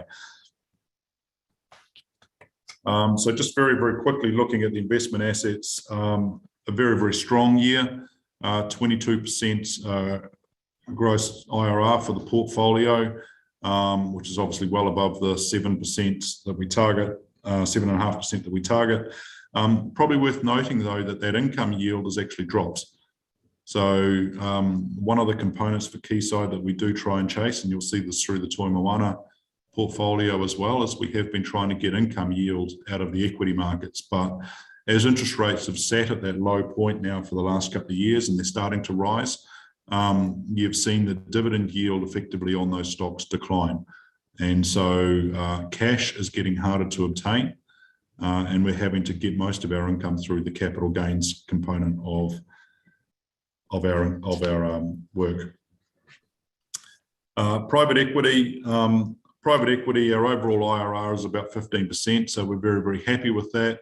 There are a lot of numbers on this page, and what we do have, and this is one of our accounting complications, is some of our investments we are fairly valued, and some of them are held at historic costs. Those historic cost ones, we believe there is upside in terms of those values, but because of the way the accounting standards work, we can't reflect those inside our financial results. But on a whole, we're very, very comfortable with where the private equity sits. And we note there's a significant number of commitments that are still out there. What those commitments are in relation to third-party managers, but they draw the capital down over time. So we've committed into a fund, and we're just waiting on the residual of that capital to get drawn down. Pleasingly, though, what we have seen this year is that some of those commitments that we'd made 3 or 4 years ago, we've actually started to see capital coming back and some very, very solid returns on those investments. So that cycle which we were trying to get ourselves into is now starting to come to fruition. On the property side, again, very, very strong income year in terms of rentals. That's because we've added a couple of properties into it, including rental income now coming out of the Rotorua office, which is shared by the Regional Council in Marsh and Kent. Kiwifruit income is down for the year, and the reason being is that we pulled some orchards out of Rangiuru that will be included inside stage 1. And so obviously those didn't produce any fruit this year. And the revaluation gains basically is an impact. Last year we had $7 million of gains. This year we had 800,000 of losses. That was us picking up the last land that we wanted out of stage 1, but we had to pay a premium to get that land. And so therefore that's reflected against some of last year's rise, kind of offsets this year's loss in terms of that. The vines themselves continue to go up, and the license, people would have seen the prices of licenses for kiwifruit go through the roof as well. So those have all added to a positive performance out of the property side, but noting that there are significant costs to come as we develop that Rangiuru piece out. So I think just some of the highlights, obviously completion of the building in Rotorua. We've cleared the site for Spring Street in Tauranga. Still don't have a defined use for that yet, but we're still working on that. A couple new private equity investments, multiple follow-ons onto existing investments that we were pleased to continue to invest into. We had a good exit with regards to the OPAC sale, having been very, very happy to see that growth in that organisation while we were there as a shareholder and as a director, in terms of what that meant for that Eastern Bay region, and a good exit for us in terms of the sale of that to Seeka, and obviously that performance out of the share equity portfolio. So those were some of the highlights out of the financial results. One of the areas of change is taxation. I'll let Rob have a very brief chat on that. Thanks, Scott. There's been significant tax reform sort of before the government in relation to our sector. You know, the issue that is being addressed essentially is the fact that the boundary between the local authority, which is the council sitting at the top, which is effectively a tax exempt vehicle, is sitting on top of taxable entities in the form of CCOs. So the challenge that provides to the tax system is really how do you deal with income flows across that border, and in particular the dividend flows that go from a CCO to the local authority. This change that's signalled to take effect from the beginning of the next tax year, which is the 2023 tax year starting in July 2022, is looking to move from treating dividends that go from Quayside to the council, which are currently taxable and subject to imputation credit system, will become exempt from 1 July next year. And that's a major change, which also means those dividends won't carry imputation credits. Broadly speaking, the local authority won't operate an ICA for transactions that go on within the group. And there are some significant implications that flow from that. One, for example, on the slide is that the charitable donations, which if made or currently made by the council, which are tax deductible, despite the council not being a taxpayer, but it can deduct its charitable donations. And what that has in the past allowed, or even currently until 1 July next year, is that is Quayside can make subvention payments to the council to absorb those tax deductions arising from charitable donations, which effectively conveys the tax benefit, if you like, from the council, or perhaps put it another way, the Quayside can capture the benefit of the tax deduction through the subvention payment. So that opportunity is going to be closed down by this reform. So most of this reform, from my point of view, I think is probably negative in terms of taking away opportunities, but it does mean that we just have to work very carefully to have a look at what might be capable of being done before it takes effect before the 30th of June next year. So I think those are the key points to take away from the tax change slide. So back to you, Scott. Thank you. Quayside statement of intent. We have a collection of greens and reds and oranges in terms of this. The vast majority we're very, very happy with in terms of we have achieved the results that Quayside set out to achieve, particularly around the financial metrics. There are a couple there, and I'll just talk to the ones that aren't green rather than the ones that are. Group policies are supposed to be reviewed no less than biennially. We have a couple of policies. One of them, you'll note, sits within our letter of expectation, is a new dividend policy framework for Quayside. We are looking to work through that by the end of this calendar year. That was an objective that we set in our statement of intent, but that meant that we didn't roll the policy as it stood there previously. So unfortunately, that's an example of one where we failed, but I think it was probably one that was well signalled to council in terms of the things that we were working through. In terms of the investments in accordance with the principles, again, on those last two, effectively it's the same thing, but what we have made sure that all of our investments are in accordance with our SIPO, so there is nothing that's outside of that. But basically, everything that has been approved by the board. But one of the things that we have to do is we have to do compliance reports, and some of those compliance reports, again, we've missed a few words on. So we've failed on some of those kind of smaller technical pieces. And again, we've kind of put an instruction through the team to make sure we don't trip over ourselves next time on similar quite small issues. But again, it's about being, I guess, 100% on top of our game there. Kieran, on the audit. Yeah, so this year's audit was an improvement on last year, but I think it's safe to say that there is still more that can be done to streamline the process. So the report published to NZX on the 28th of August, we released some unaudited preliminary results on the 3rd of September and then approved our accounts on the 9th of September, with the audit being an unmodified audit being issued on the 10th of September. So it was a little later than we had anticipated and hoped.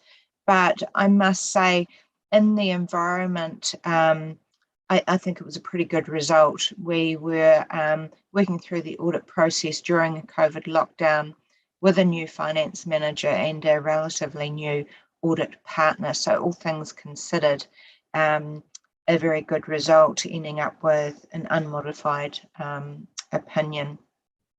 We were afforded one of the higher priorities by Audit New Zealand, so that we had access to their team in priority to other organisations. You may all be aware that Audit New Zealand are tremendously under-resourced, so they're needing to prioritise those resources. And given our link with NZX and Council, we were up in that priority list. So there are still some areas to be worked on to streamline the process for next year. And so the team are looking at our internal processes, particularly around the valuation of investments. As our investment portfolio increases, the the materiality of those valuations becomes more and more of a focus. And so we're looking at ways that we can streamline that process, have robust processes that are pre-approved effectively by the board and by the auditors, so that everybody knows what to expect in that year-end process. We will also be looking to feed back to Audit New Zealand and to the Auditor General our feedback on the process this year. We met with the Auditor General to discuss last year's audit and put in place certain mechanisms to try and streamline the process this year. And some of them have worked really well, but I think that there's probably still some room for improvement. So once we've worked through that internal review, we will then meet with Audit New Zealand and with the Auditor General just to discuss, how we can make this process work even better next year. And I guess a lot of those processes revolve around the group audit and the audit partners' leadership and proactive leadership in managing the audit of the group. You'll all be aware that it is a bit of a tight jigsaw, bringing in together the port accounts, Quayside's accounts, and then filtering that through to council's financial statements. So I think there can be more done prior to the audit season to make sure that everyone in that group is on the same page, and we all know what the process is to be followed. So yeah, more work to be done, but a really good result this year, having a clear audit, apart from emphasis and matter on COVID, which is pretty standard these days. Thanks. Thank you, Karen. And then just to update on the Rangiora Business Park, the relationship with Tapawika as the local iwi is very, very strong, I'm pleased to say. The earthworks have officially commenced, albeit at the moment it's mainly around putting bunds and other bits and pieces in there to make sure that we capture runoff and other bits and pieces. There's a formal blessing scheduled for the 7th of October. The Honourable Stuart Nash will be in attendance at that as part of that opening. And we've got a significant amount of iwi engagement that we've done through this process. Good progress in terms of with Waka Kotahi as well, in terms of the regional land transport plan and around the final design of the interchange. The stormwater modelling is being done. We've had the first draft of that back, and that's looking very favourable. Actually, even in terms of the LGFA, we've been able to claim our first payment back as part of some of those processes that we've been going through as well, which has been great because that's now been executed and ready to go. So, I think we're very, very pleased with the progress that's happening, and would obviously welcome the opportunity to see as many of the councillors there on the 7th of October at that formal opening of the business park. The one thing I will also mention, which is not in relation to the business park, is that our annual report has now been published to the NZX. It's a document which as a team we're very, very proud of, and it's also available on the Quayside website as well, quaysideholdings.co.nz, and under publications and the annual reports there in a nice visual form for everyone to see, which will give you a little bit more of the stories of what's happened over the past 12 months as well. And there ends the presentation. I'll stop sharing. Thank you, Scott. Thank you, Sir Rob. So, councillors, any questions in terms of the annual report or the macro environment in which the entities find themselves operating in? First question, Councillor Thompson, then Councillor Nees and Winters. Okay, you're on. Lucky for you. Okay, so thanks very much for the presentation and congratulations. on a successful year, and particularly the improvements on the audit process. Well done. A couple of issues, if I may, and probably directed to you, Sir Rob. Firstly, given that this is a public meeting, are you able to give us an appropriate update on the port's berth extension project?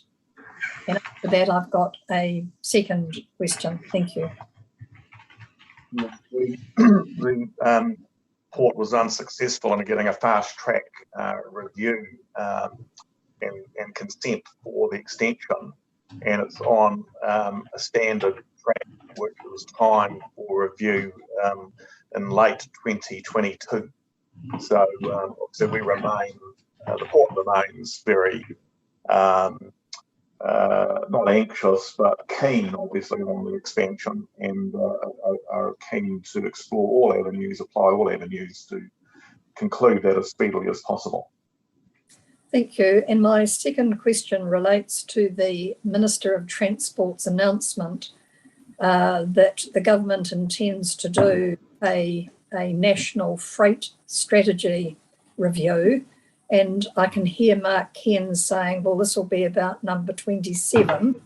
Are you able to shed any more light onto this particular study or strategy or review, other than what's in the public domain from the Minister of Transport?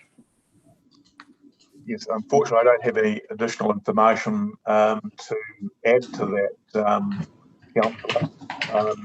The report will, I think, give its best support, and I think that my perspective is to remain optimistic about opportunities to make improvements that we can advocate. So it's I think the port will approach it opportunistically. I don't mean that in the pejorative sense, but just in terms of assisting New Zealand Inc. Because obviously as part of the crucial infrastructure at the border, New Zealand interest is very high in this regard. There are a lot of policy issues that the port is pursuing or continues to pursue. We're very supportive, for example, of the expansion to coastal shipping. So the modal debate and government approach to the different modes of transport, rail, air, shipping, but those sorts of issues are very important to get right. No doubt there will also be implications for the Upper North Island Supply project, which is, as I said, in the background. Thank you, Sir Rob. My last question is to Scott, if I may. And Scott, are you able to embellish the employee value proposition strategy that the organisation has adopted? Thank you. Look, we have done a lot of work internally in terms of what are the values and what is the role that Quayside plays, and how do we look after our employees. Again, there's quite a strong piece in that inside the annual report. There's some pages in there in terms of what is that value proposition that we have, and how do we make sure that we look after things like diversity and other things. So that's probably the easiest place is to have a read of that there, Paula, in terms of the changes and the pieces that we're adding. And I think one of the points to note for the other councillors, during the last 12 months, we have built up a broader leadership team within Quayside, so that we now have other roles, which allows a greater breadth, I guess, as we take on things like Rangiru, but also just with the breadth of investment that Quayside now has. That does require a stronger leadership team, so that we make sure that we don't have key person risk within the business as well. Thank you. Councillor Neese. Thank you, and good to see you, Sir Rob, and Kieran and Scott. It's always great to have you here to report back to us. I've got two questions. One's an operational one with regard to Rangiru. You talk about the need to, you're looking at your stormwater modelling for Rangiru. Is your expectation that you're going to have a greater level of stormwater mitigation?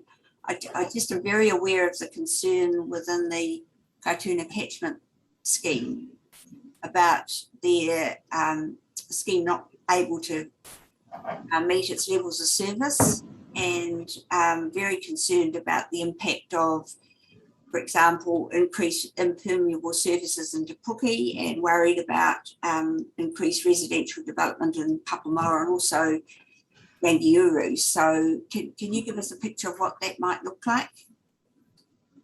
Look, unfortunately, I can't give you the full technical detail, Jane, because it's a little bit beyond my remit of abilities. But what I can say is that the modelling has been done as the first cut of the model. You know, in terms of the stormwater requirements, Quayside is well able to capture the stormwater that relates to Rangiuru and comes off Rangiuru. The challenge is the floodplain that comes back up from the coast. And then you add the two of them together, and what is the impact of that? So that's the area that's basically being modelled through at the moment. And so again, yes. So in a simple sense, can we capture our own water? Yes. Can we capture other water that comes up from the coast? That's a little bit harder. Okay. Oh, thank you. Well, the other question is, unsurprisingly, about your ESG targets, and that we're still working on those. Yep. And I really encourage you to become an exemplar because of our focus on climate change and being ensuring we've got a sustainable future. But I'm interested in the new financial sector climate-related disclosures and other matters amendment bill, which I understood went for its second reading on the 28th of September. And my understanding of this is that it's going to capture all debt and equity issuers, which would include Quayside.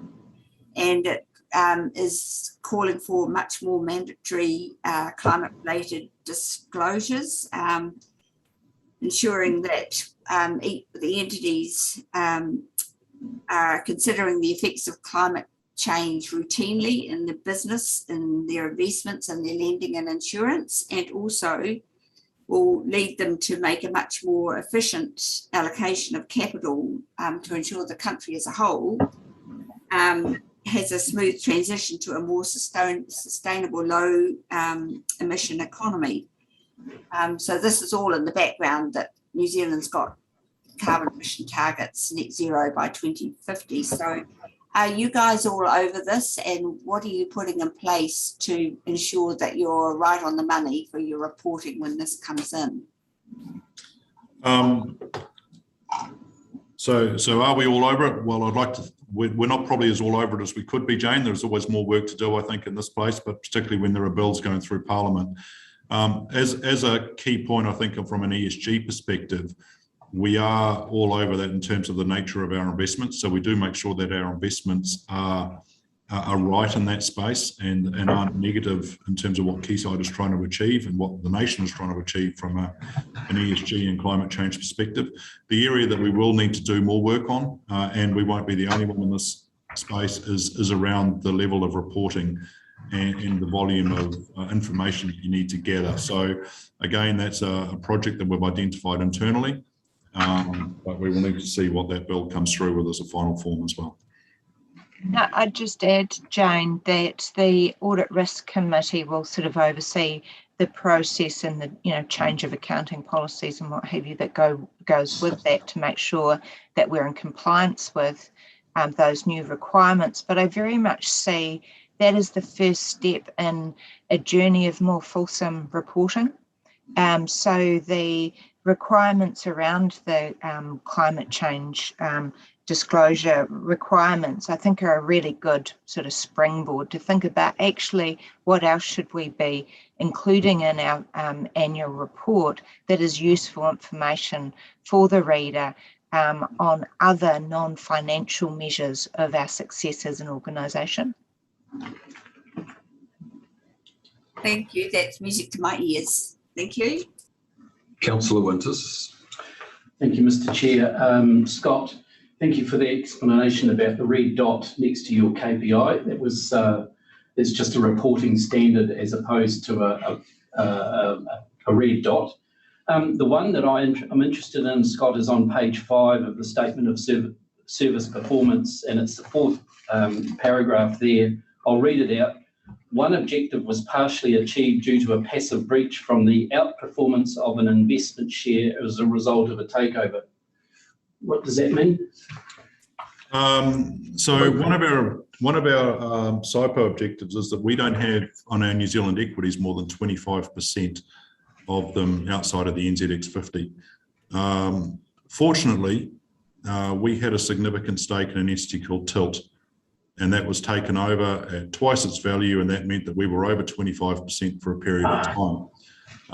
So we made a significant amount of money out of that transaction, so much so that it put us in a favourable breach. And we're better off to wait for the cash to get paid for us rather than sell it to avoid an orange dot. Understood. Sir Rob, a comment from me which you might like to expand on is when you look at the P&L of the port, which was very good, there was inevitably, I'll term it two ways. One, there's some collateral, or there was some benefit falling out of the continued disruption at the ports of Auckland. And whilst it's not an extraordinary, I think we just need to be mindful that it's continued focus in terms of our performance that we need to consider. And to you, Karen, could I congratulate you for the continued focus on having discussion with Audit New Zealand, and in particular the Auditor New Zealand, regarding the complexity and the challenges that you face in consolidating the accounts. As you know, we've got KPMG doing the port, and your comment about the under-resourcing and capability of Audit New Zealand, are you still of the mind that we should pursue an independent auditor as opposed to utilising the services of Audit New Zealand? The choice of auditor is not ours. It's the Auditor General that chooses, which entity, whether it's Audit New Zealand or outsourced to what you might think of as a private provider. So that choice is not ours, although we could open those discussions. To date, we have chosen to discuss with the Auditor General those areas of concern, and I must say that their approach was really proactive and very supportive of our needs. So I think it is only fair that we feed back through that process and allow that process to work its way through. There is, of course, the complicating factor. On the face of it, yes, it would be easier, I think, if the port and Quayside had the same auditor, but that doesn't change the fact that our shareholder would still have a different auditor. So whilst it might seem a quick fix, I'm not sure that it would necessarily overcome all of the issues that we experience. Thank you. Yes, perhaps just a couple of comments there, Chairman. I agree on the Port of Auckland spillover. The pinch point, as you'd be aware, at the Port of Tauranga is supply side, not demand side. So essentially, that does put the business, I suppose, in a good position in the sense that all of its capacity is utilised, and it does that to the best of its ability in a congested environment. But that probably does lower the economic value of spillovers from other client demanders, or expansions on the demand side don't flow through, obviously, as profitably as they might otherwise in a situation where there is capacity to accommodate it. So certainly, I think you're right in pointing out that the Port of Auckland does have an upward pressure or an upward assistance to our Port of Tauranga result, but it does come obviously with congestion dynamic. And perhaps just to pick up on the tail end of Karen's response in relation to the audit arrangements, we've always perceived that there might be some economy of scale if KPMG in particular were the appointed auditor for Quayside because of the fact that they are the auditor of the port. And it is interesting experientially that we find that we don't tend to just get the smooth handover from the audit of the port result, which of course is consolidated into ours, that it's not just a smooth handover, and often many of the inquiries that would arise in the audit undertaken by KPMG to some degree appear to be repeated inquiries by Audit New Zealand when they come to evaluate that from Quayside's point of view. But as Karen is saying, we are working with the Auditor General, who has been very proactive in assisting us in this regard to try and mitigate those problems, and we're making progress, and hopefully we'll continue to do so. Thank you, Sir Rob. Thank you, Kieran. Any other questions, councillors? If not, could I thank you, Sir Rob, Kieran and Scott. Great result from Quayside during the year. And with a good tailwind, you'll probably repeat it again in 21-22. So we look forward to it. And councillors, please note the official blessing of Rangiuru date, Scott. 7th, wasn't it? 7th of October. And Scott would like you, if you're available, to front up and attend. Mr. Thurston, might be the opportunity for you to meet with the Minister in a more social environment. So thank you one and all. Councillors, if we can just deal with the recommendation, which is to receive the Quayside report. And you've got 3 issues there in terms of the recommendation to deal with. Councillor Thompson. Mr. Chairman, in terms of the previous query I raised around the director's fees, is it appropriate that in recommendation number 3 that we actually note that the aggregate is actually an increase of director's fees?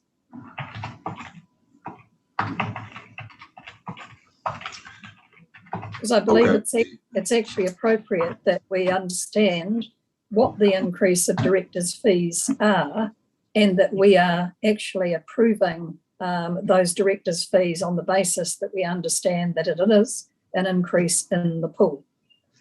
Is Councillor Thompson moving an amendment to the recommendation? So Councillor Thompson, would you like to move an amendment to get clarity around that? You're right, in terms of disclosure, it's not that clear. Yes, I would like that recommendation to be clear, that we're approving it on the basis that that aggregate remuneration is an increase on the last year's aggregate remuneration for the directors' pool. Happy to second, Chairman. Thank you, Councillor Thurston.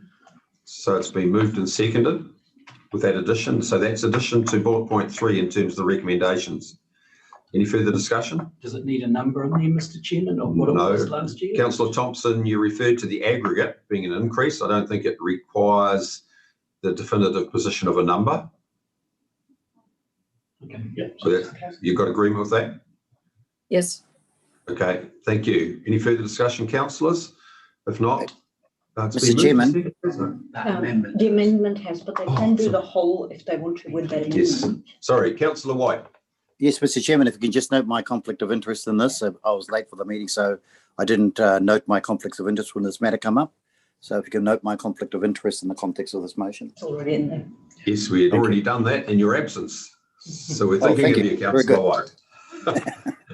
So, Councillor Thompson, with your leave, I can deal with this 2 ways. I can deal with an amendment, or I can deal with it just as an alteration to the recommendation. The latter. The latter. Right. Okay. Councillors, you're all aware of what you're voting for. Receiving the report, reappoint the Office of the Auditor General, and the last addition is mention the aggregate increase in directors' fees from what it was to what it's going to be. Yeah. Okay, we're all clear? All those in favour, raise your hand. Against? Carry. Thank you. As I said, thank you, Sir Rob. Thank you, Kieran. Thank you, Scott. And we'll see you at some future presentation. Thank you, Chairman, and thank you, councillors. Thank you. Thanks.